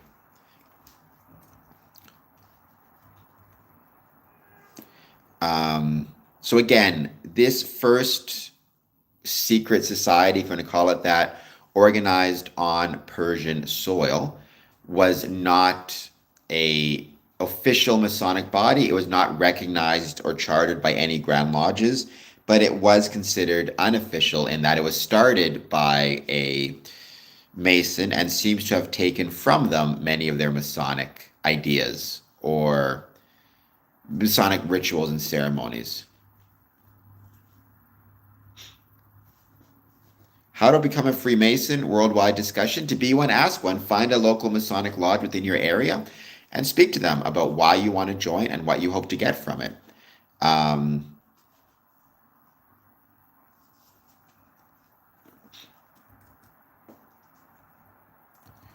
So this earliest form of Masonry, again, unofficial, it was, he defended it against, as many Masonic organizations are, the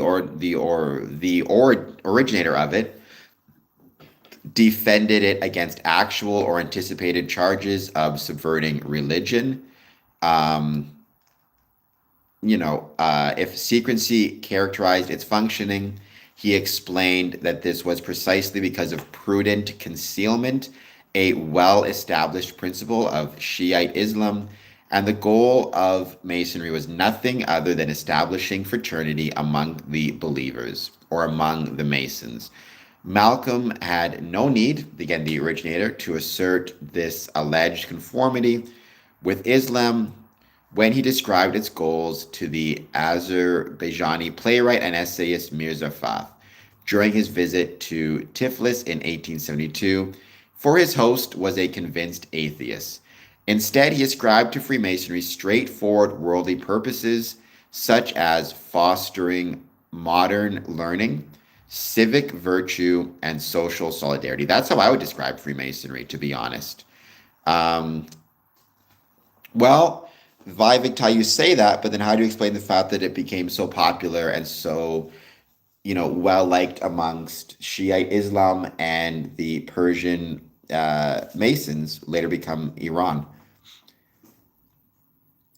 I would use that term to describe Freemasonry myself. Again, straightforward worldly purposes such as fostering of modern learning, civic virtue, and social solidarity.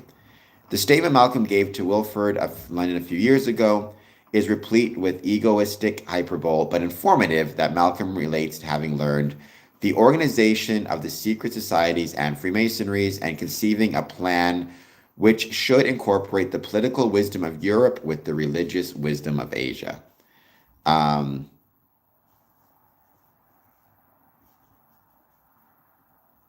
So although the leadership undoubtedly knew of the existence of the Freemason, again, the society modeled after Freemasonry within Persia, despite the secrecy surrounding it, and may have even approved of what he imagined its goals to be, the life of the institution was brought to an end by royal decree in October of 1861. Anyone who so much as uttered the word Freemason was threatened with condign punishment, let's say. Conditions were unstable in the capital, and rumors were rife that the Shah had died. It was therefore easy for courtiers hostile to Malcolm to persuade the ruler that all potential sources of subversion had to be blocked. Moreover, suspicions persisted that the Freemason was hostile to Islam and even harbored Babis, despite the presence in it of a handful of various religions and curiosities. So basically, the earliest example of a Masonic type organization within Persia, later Iran, was the Freemason, literally described as the House of Forgetfulness. It was a society founded by a Freemason in Persia, but not officially recognized by any Masonic bodies. with the Masonic purposes, though, of, again, modern learning, civic virtue, and social solidarity.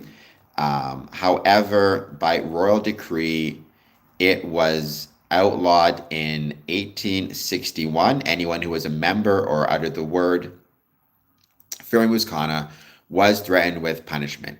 So there still is no official Freemasonry in Persia, later Iran, but there are several Persian ministers, diplomats, political figures, and students who, while traveling to Europe, became Freemasons.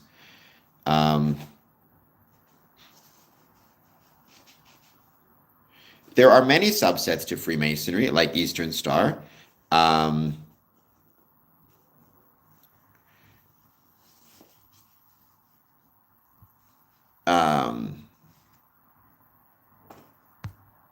I love Eastern Star. I love Order of Freemasons. I love both Masonry itself and the subsets thereon. Right? Persian Masonic activity continued, therefore, to be centered outside the country, primarily in London and Paris, but also to quite a significant degree in Istanbul. The earliest lodges to appear in the Ottoman land had been patronized primarily by foreign residents and members of, yeah, but I'm handsome, Matin, please hit like and subscribe. The earliest lodges to appear in the Ottoman land had been patronized primarily by foreign residents and members of the non-Muslim minorities. But by the middle of the 19th century, high-ranking and reform-minded Ottoman officials had also begun to participate in Masonic activity. They were indeed attracted to Freemasonry at least as strongly as their Persian counterparts. The lodges of Istanbul thus came to serve as one venue where Persian diplomats stationed in the Ottoman capital, came together with men responsible for the reforms introduced into the administration of the Ottoman Empire. The Persian ambassador to the Ottoman court from 1858 to 1870 is said to have owed much of his success in promoting Persian interests to such Masonic connections, but firm evidence of Masonic activity on his part while in Istanbul, indeed, even of his ever having been initiated, is lacking. A Nimet dervish, popularly known, informally attached to the Persian embassy during Sefsar's tenure, is also reputed to have been active in Istanbul Masonic circles. What is certain is that he, like the ambassador, was on close terms with several Ottoman statesmen who were fully fledged Masons. Once again, we're getting back to this idea of Freemasonry as being something that was very valuable within the East, be it the Persian or Ottoman empires, as developing and maintaining political relationships between dignitaries, ambassadors, and political leaders. The successor of the Persian envoy had been initiated into the Masonic Lodge Sincere Amity in 1860. It may be safely assumed that while in Istanbul, he associated with Ottoman Freemasons, owing their allegiance to the French Grand Orient, right? The record is more substantial with respect to the next ambassador, whose Masonic affiliations went back to the same Paris ceremony of 1860. By the time he arrived in the Ottoman capital, he had behind him more than a decade of Masonic experience in London as well as in Paris, and he lost no time in establishing with the Masonic circles of Istanbul. The first lodge with which he was said to have been associated was Ser, S-E-R, which seems, however, to have been exclusively Armenian in its composition and to have conducted its work in the Armenian language. More significant was Mo'in al-Mulk's association with the Lodge 1 protocol, with the lodge, which owed its obedience to the French Grand Orient, had been inaugurated 28th March 1868. As its name suggests, this lodge was initially Greek in terms of both membership and language, of operation, but its scope was broadened to include non-Greeks in 1870. Basically, again, you see a significant. Some Masons may support ICE, some may not. Too evil to hope. That is a political question. Freemasonry is not political. So you need to keep that in mind, right? There is no single Masonic view on, for example, ICE.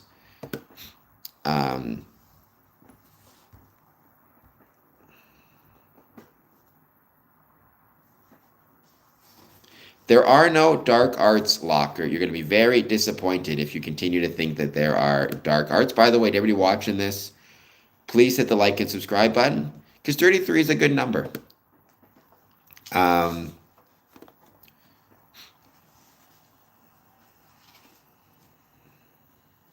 What's interesting is, again, you see several important political figures, such as in Europe, such as Scaleri, who was from London, praised the Persian for their services to Freemasonry and appealed to them to work more energetically to kindle anew in Persia, homeland of the Zoroasters, the torch of this philosophy to which we fondly refer the origins of our order. Malcolm responded on behalf of his countrymen with the pledge that the Persian Freemasons would continue to be at the service of his brother Masons, or their brother Masons, in Istanbul. In 1878, when the Persian king was deposed, or Persian ruler was deposed, almost 3 months to the day after succeeding. Well, we'll see, Mr. Keeps. Thank you for that. Scaleri loyally plotted to restore him, but without success. The sole results of his intrigues, apart from his own precipitous flight to Greece, was that the lodge fell into disrepute and was temporarily abandoned by all its non-Greek members. So this is one of those things where, and this kind of brings up the point, because people have asked me, for example, how would I feel if Donald Trump were to apply to join Freemasonry? And I'll explain what I mean by why I'm bringing this up in just 1 second. My concern with that, again, you should not let politics interfere with your decision as to who joins and who doesn't join. But my concern about a Donald Trump joining is what you see here, which I just talked about, which is if the lodge becomes too closely associated with a particular political figure or political ideology through that figure, what happens when that political figure becomes unpopular or less popular? As his popularity grows or drops, what will the consequence be as it relates to the lodge's ability to maintain its membership? Because what you see here is you have this lodge, which is called One Protos, which was filled with political figures of the time, including Murad V, who was a member of the Ottoman throne. Once he was deposed and kicked out of the chair and became unpopular, suddenly there was a massive abandonment of that lodge by its membership, and they had a very hard time getting new members, right? I'm a big fan and a big believer that Freemasonry has a great deal of lessons, philosophies that it illuminates that can actually be of great benefit to a ruler and to a leader, be they democratic or any other type of leadership. But the danger is if you become too connected or viewed as a branch of that governance, then once there's an issue, once somebody is, let's say, deposed, voted out of office, becomes unpopular, right, the danger becomes obvious, right? You need to find a way for Freemasonry to exist within a civic, but not a civil space, right? Or at least not directly. Civic means community, right? Civic spaces are the ways that Civic spaces refer to the ways that two community members interact with one another, the way I interact with my neighbor. Civil space is the way the state interacts with the community members. Both are valuable, both are important, but how do you make sure that when you have, let's say, a George Washington, Donald Trump, a Murad V, the ruler of the Ottoman Empire, um, when they're joining, that you remember that they are not, in that moment, it's not President Washington, President Trump, leader Murad, it's brother. And his engagement with the lodge does not reflect the lodge's opinions, positive or negative, as to, the political situation. And that's especially challenging because one thing I've always pointed out is we as Freemasons should care about the situation and the condition of our communities. If a government official does something that is helpful for the community, for example, let's say there's a new plant opening up in your town that is bringing in jobs to the town, and the mayor is promoting that. We want to promote that as well as Masons because we want the jobs in our town, because that will mean potentially a greater pool of members to draw from, or the members we have will be in better economic condition, which we should care about. But how do you promote that and support that without also being viewed as some type of extension of the governance or the government officials? It's a tough tightrope to follow.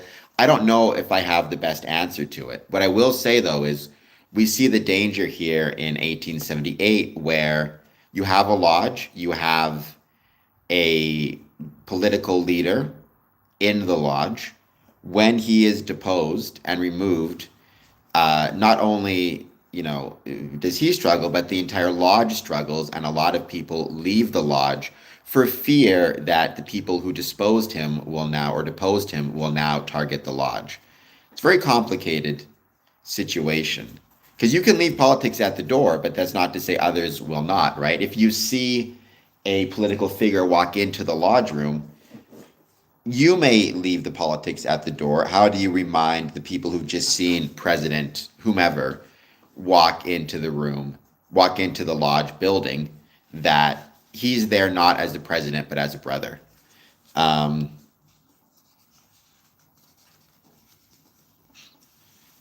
Right? It's tough. I don't know what the answers. Sometimes YouTube does, but a lot of what YouTube contains is baloney. The problem is, Locker, you're not going to know what's real or what's not real if you don't, if you aren't a member yourself, because there's a lot of absolute nonsense on YouTube, and you're not going to know what is what or what is which. So it's really tough to know what the answer is. I don't pretend to know what the answer is. I tend to think, because Freemasonry has such a value and is so valuable to both communities and the world, it's better if we have people of all walks of life, including politicians, joining the craft and joining Freemasonry. I think it would result in better civic as well as civil governance. But I can understand why that can be a double-edged sword. So again, Masons shouldn't have two wives. I mean, if it's legal in the country where you're located, I guess it's okay. But in Canada, they shouldn't, because that'd be breaking the law. As for drinking rum and smoking cigarettes, I guess they can decide that for themselves. I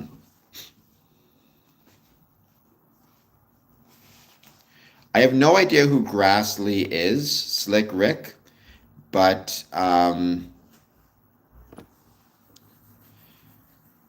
you seem to have some very incorrect views on Freemasonry. Again, Freemasonry is not going to stop. You can have many politicians joining the craft over the years.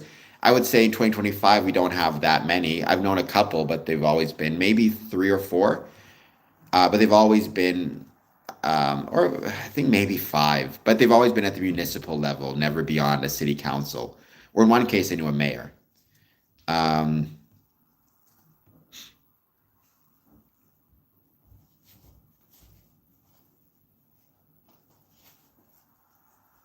So again, basically, you have from the late 1800s, several Persian and Iranian, or Persian and Ottoman diplomats and leaders being involved within Freemasonry. One diplomat's lengthy and conscientious involvement in Masonic activity came to the notice of a fellow diplomat and Mason, Sir Arthur Harding, British envoy to Persia from 1900 to 1905. In a dispatch dated 6 September 1901, Hardinge reported that Mo'in al-Molek, again a Persian diplomat, had been the worshipful master of a Muslim lodge during his years in Istanbul. There were, however, no exclusively Muslim lodges in the Ottoman capital.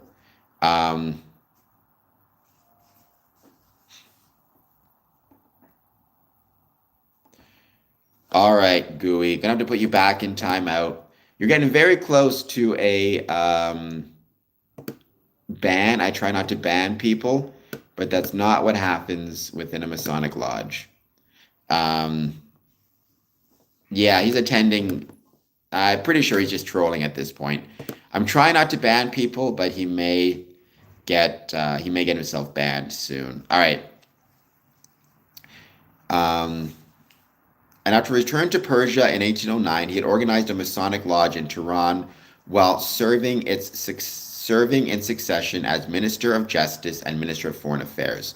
The members of this Masonic group, which according to Harding had ceased to constitute a regular lodge after his death, were several important figures. It numbered among it, Harding censors proceeded, certain persons who take advantage of their connections with it for purposes utterly alien to the principles of Freemasonry and seek to use it as a bond of union between the aristocratical discontents of the opposition and the court parties and Mohammedan fanatics whose views and objects are different. It is unlikely that he established a formal lodge in Tehran, but probably the names or the people known to him did cluster around him, partly on the basis of shared Masonic loyalties. Hello, Bartholomew. Thank you for being here. That's right. Got to worry about that goat. That Hardinge was aware of the political influence of Persian Freemasons is shown by his forwarding to London their request for affiliation to our own Grand Lodge. The British Masonic authorities declined the application to Hardinge's obvious disappointment. In November of 1906, a little more than a year after the ambassador's recall from Tehran, the traditional primacy of the French Grand Orient among the Persian Masons was reaffirmed with the establishment in Tehran of the Lodge Rival de l'Iran, the first regularly affiliated lodge to operate in Persia. This resulted from the initiative of a dozen French and Persian Masons, most of whom had already been initiated into the degree of Master of the Lodge of Paris. So that's November 1906. We see the first regularly affiliated lodge make its way into Persia, specifically in Tehran, what would eventually be No Worries Locker, Iran. The first worshipful master of this lodge in Tehran in 1906 was Jean-Baptiste Lemaire, music director of the Persian army. But most of the founding officers of the lodge were Persians. Even before official recognition was received from the headquarters of the Grand Orient, they began initiating a large number of prominent persons, many of whom were connected to the constitutional movement, the scholar and politician Ḥosayn Tegzida, a writer and journalist, clerical, chairmen and politicians and scholars and princes. One of whom, a poet, Adib al-Mamalek, wrote a poem in 538 rhyming couplets entitled In Freemason was Feramus Kana, notable for its ingenious attempt to appropriate for Freemasonry numerous themes of Islamic and Persian tradition. The royalist coup d'etat of June of 1908 inevitably disrupted the functioning of a lodge. Again, political change disrupting a lodge. But initiations on a relatively large scale resumed from 1910 onwards. The failure of certain members of the lodge to pay their dues and the further dislocations brought about by World War I combined, however, to subvert this promising new beginning, and no mention of the lodge occurs in the yearbooks of the French Grand Orient after 1923. Several of its members went on after the disappearance of this lodge to play important roles in later Masonic formations. There is also 2 additional pseudo-Masonic organizations active in the same time.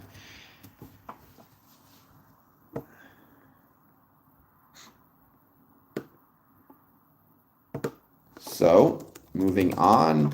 So basically, if you want a relative, what's the word I'm looking for? A relative, a outline.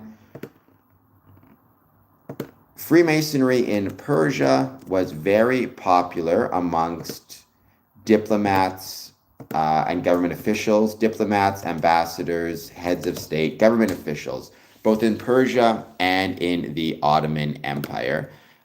Initially, Persians learned of Freemasonry and joined Masonic lodges while traveling as part of their ambassadorial or political duties, the first taking place in 1808 in Paris.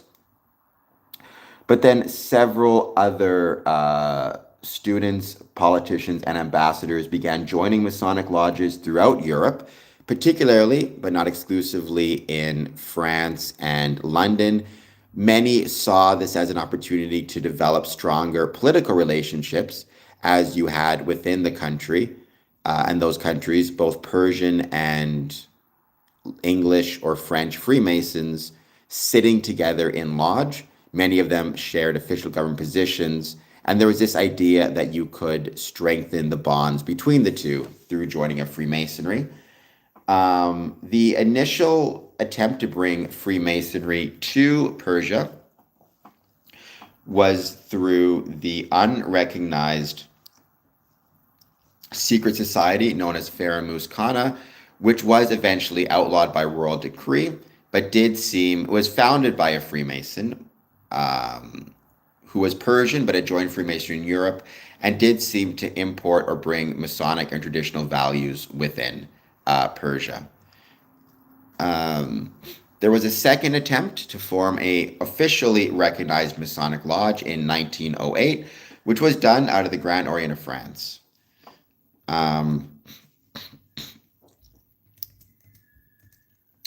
Freemasonry in the next era, which is known as so mystical. Again, I always recommend Freemasonry for Dummies as being the best one to recommend. There's Freemasonry in the Pahlavi era. It underwent 3 distinct phases.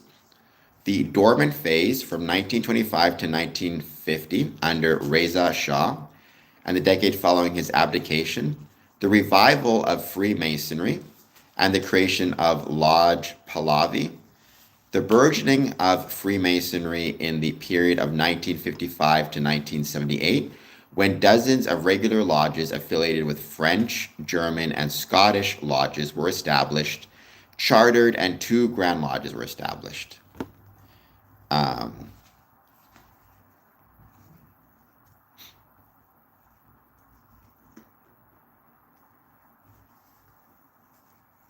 So from 1925 to 1950, Freemasonry, like many other social and political organizations, suspended its activities when Reza Shah rose to power and established autocratic rule in the 1920s. Autocratic rule tends not to do well with Freemasonry. It was the first Persian Masonic lodge ever chartered under a European lodge. Low Order Grand Orient of France apparently disbanded itself voluntarily in the early 1920s to avoid rousing suspicion of the Pahlavi regime. Right? Nevertheless, 7 members of the suspended lodge served as prime ministers in this period. There is no evidence of Masonic fraternal relations and activities among the personalities of these periods. 3 regular Scottish lodges, however, were operating in this period primarily with non-Persian members. Right? In 1951, Freemasonry was revived in Persia on 24th of November 1951 when Muhammad Khalil Jawari, a Persian resident of Syria and Lebanon and the editor of the newspaper Unity of Islam, founded Lodge Pahlavi with the support of the royal court. The lodge was affiliated to an obscure Grand Lodge in Cairo, the Worldwide Ideal Grand Lodge, which claimed to be chartered by Lord Grand Orient de France. In 1952, the lodge founded Hafsa Club, where its main events took place. There were, at the time, 226 members joined. Well, I'm not a fan of Donald Trump myself, but that's me personally. Oh, scholarly treatment? Yeah, if you go to JSTOR, that's a great resource. I even did a scholarly treatise a few years ago, not myself personally, about the Masonic, the effect that Freemasonry has on the local economy. I would say search JSTOR, just type in Freemasonry, you're going to find a lot of stuff. The social background of the 226 members of this first Masonic lodge back in Iran at 1951 was upper middle class, with over 51% coming from the governing elite. The report of William Corrin, the first secretary of the American Embassy in Tehran, tells of the significant political character of the lodge in the post-1953 coup d'etat, again, political character within Persia. The embassy has long been aware that the Grand Orient Lodge, because so many prominent Iranians are alleged in this membership, has an important political character.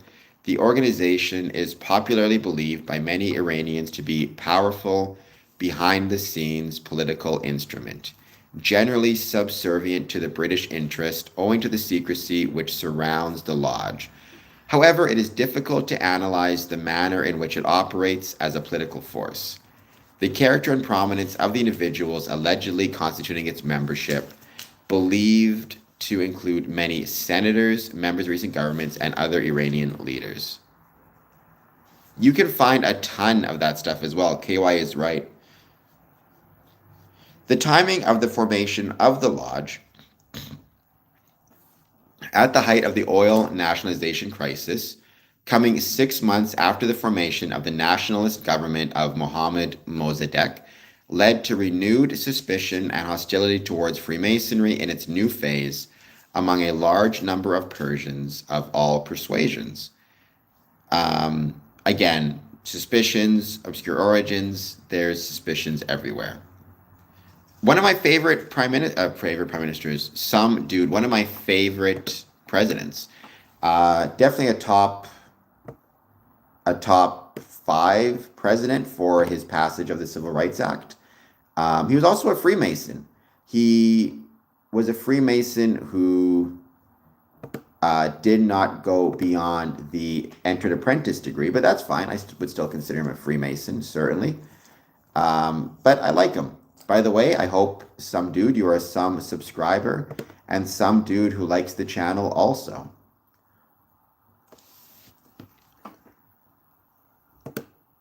So the Scottish lodges, founded in 1919, was the first regular lodge ever chartered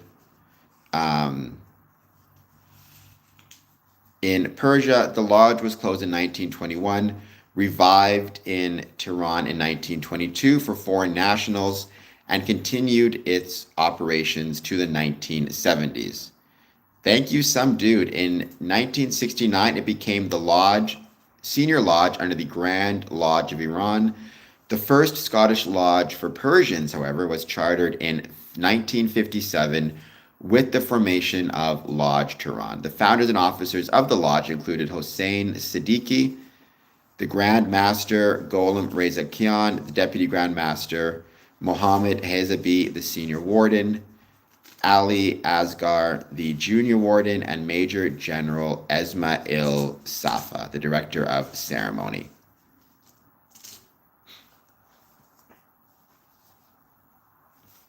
Persian lodges also affiliated with the United Grand Lodges of Germany in 1960 in Tehran. Well, I'm not a fan of Trump, but I hope you'll like and subscribe anyways. So basically what you see from 1951 to 69 is significant growth within Freemasonry once again, and a significant number of affiliations with multiple Grand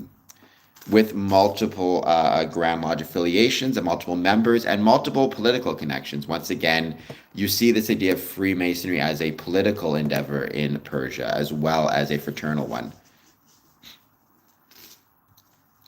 There's also the Grand Lodge in Iran. Meanwhile, Sharif Enami, the former Prime Minister and President of the Senate, made an arrangement with the Grand Lodges of France, Scotland, and Germany to form the accepted Grand Lodge of Iran, consisting of 14 Scottish, 10 French, and 3 German-affiliated lodge, with himself as the Grand Master in 1969. The extravagant ceremony for the erection and consecration of the accepted Grand Lodge of Iran was performed on 1 March 1969 with the participation of a large number of prominent European and American Masons, Grand Masters of the Grand Lodges of Scotland, France, and Germany. The number of lodges under the obedience of the accepted Grand Lodge increased to 43. The Supreme Council for Iran in 1965, a number of Persian masters submitted a petition to the Grand Lodge National Français requesting the establishment of a chapter in Persia for practicing the Scottish Rite, which grants higher Masonic degrees from 4th to 33rd. The Supreme Council of France granted permission, and Mahmoud Human, 33rd, was appointed deputy for the Supreme Council of France in the Valley of Iran, with the formation of the accepted Grand Lodge of Iran in 1969. The Supreme Council for Iran was formally founded, and Human was installed as Iran's first sovereign Grand Commander and reigned until his death in 1980.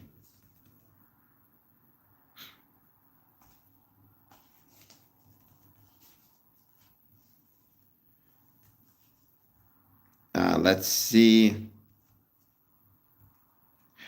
There was around the 60s Prime Minister Amir Abbas Hoveyda, who was Prime Minister of Iran and also a Freemason himself, had ordered the detention of several different where is it here?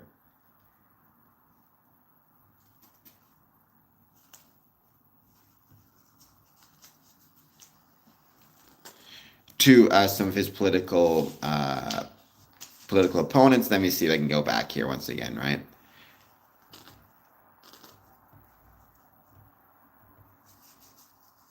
So there was the development and the growth of Freemasonry in Persia was set against a complex, occurred against a complex set of events focused around the publication of a book involving the court and the different centers of power within the establishment, showing ambivalence and hostility felt towards Freemasonry by many members of the governing elite. Some things don't change. The author of the book was a member of a clandestine organization in the 1950s, which had been established by the Army Intelligence Unit. It was during this time, working as a lieutenant, the head of the Army Intelligence, and an influential member of the lodge. The author eventually became an instrumental element in the closure of the lodge. So basically, there was a book written about Freemasonry in the 1960s, which was very negative towards it. As they said, one alternative is to merely accept Freemasonry, but I vote we reject it as undesirable, an instrument in the hands of foreign powers. Those who have thrown in their lot with the Masons should be dismissed, every last one of them. Meanwhile, the Prime Minister had twice ordered the author's detention, but it was vetoed each time by the government, and the author remained free.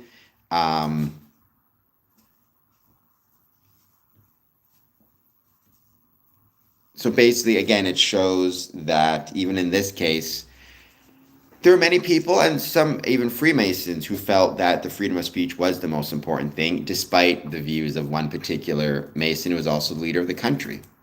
For the moment when the Iranian Freemasons acquiesced to the Shah's will to appoint Sarif Imani instead of their own preferred candidate, they, in effect, surrendered their autonomy to the Shah.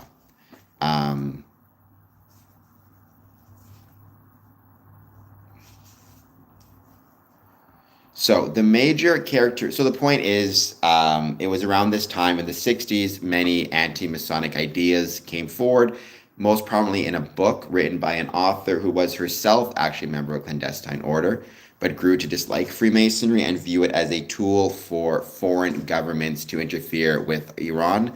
There were attempts from the government, especially to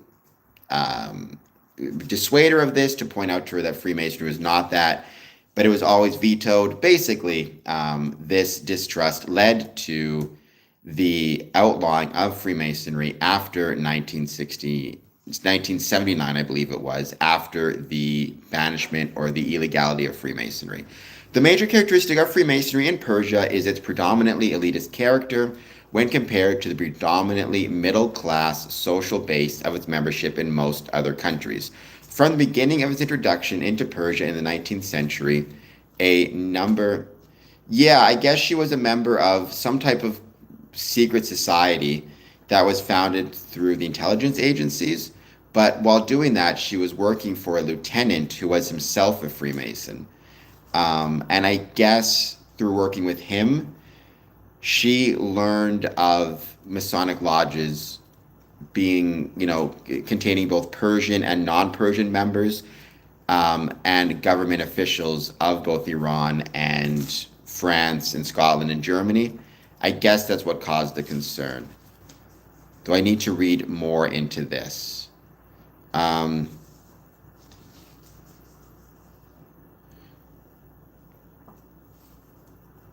Right, so here's an example of it. This was in the 1960s, right? Again, Freemasonry was pretty much dead from 1925 to 1950, came back in Iran from 51 to 55, and in the 1960s, while it was still quite popular, it was growing very, very questioned. It was becoming very questioned in Iran.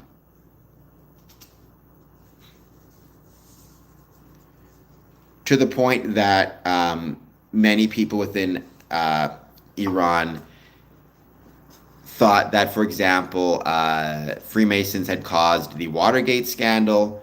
Perhaps international Masonry is plotting to destroy Richard Nixon, whose power and prestige is on the international scene, is on the ascendant. Convinced that Nixon might have been a Mason himself. Other people within government were suspicious of Freemasons. On one occasion, discussing the philosophy of Masonry with the Shah, a Mason argued that as confirmed internationalists, Masons could not believe in national sovereignty and monarchy. When the Shah pointed out that Masons took the oath of allegiance in their own country, Ālāṃ retorted, "Why did then they murder Louis the 16th? I did not know the Masons murdered Louis the 16th. I don't think they did." Basically, a lot of conspiracy theories around the idea of Freemasons as being sort of an international New World Order existed even in the 1960s and even in Iran. And eventually, it came to the point where in early 1969, when the Masonic connections of a number of Persian diplomats were exposed by the author of the book,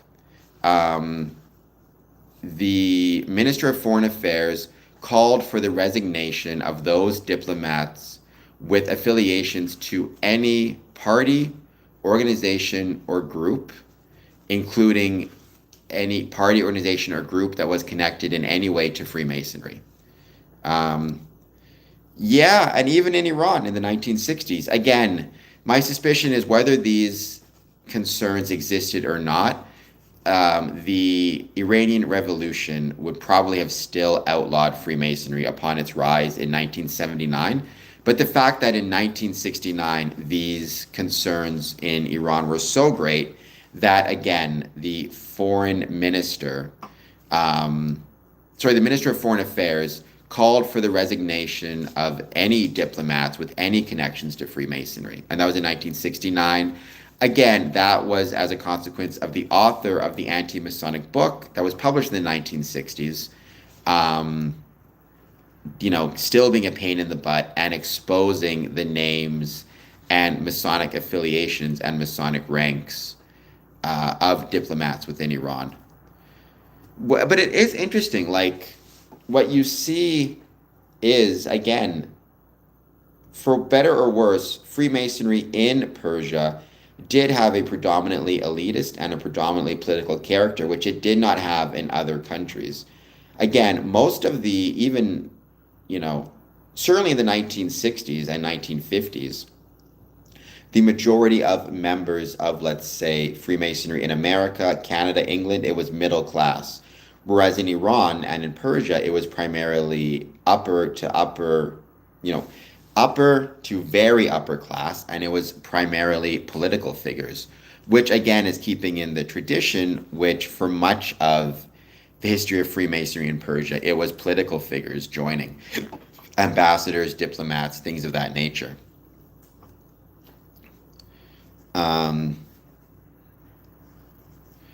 Right, when Malcolm Khan founded the first somewhat Masonic order, Faramus Khan, in the 1950s, a large number of courtiers and notables were initiated into the lodge. An examination of the Masonic affiliation of the Persian political elite in the 20th century shows that over 40% of prime ministers. So, in the period of 1906 to 1978, 40% of prime ministers, 25% of ministers, 25% of senators, 25% of deputies were Masons. In contrast, most Masons in the late 1970s came from middle-class backgrounds, but many were individuals who aspired to social and political advancement. A sample survey of 10% of the roster of 1,700 Masons in the late 1970s shows that one half were registered in the who's who of Iran or were recognizable to a panel of well-informed person.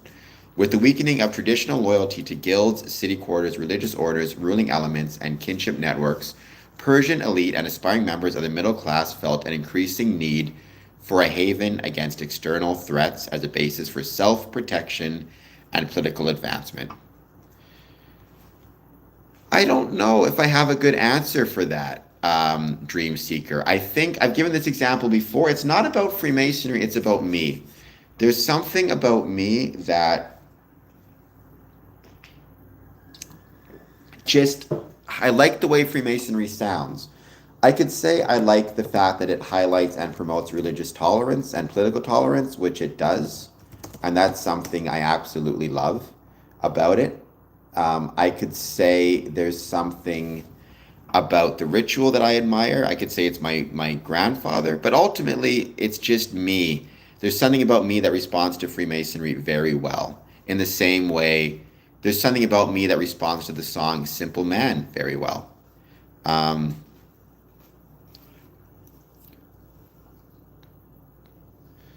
Well, sometimes that can happen, KY, again, especially because things tend to but build on themselves. So if, like, one day a lawyer joins one lodge and a car mechanic joins another lodge, and the lawyer tells all of his coworkers that he's a Freemason, and the car mechanic tells all of his, next thing you know, people from their professions all start to join, and it just kind of grows and grows and grows, right? And so things have a tendency, once a pattern develops, it can become very common for that pattern to, things build on themselves, for lack of a better term. Things build on themselves.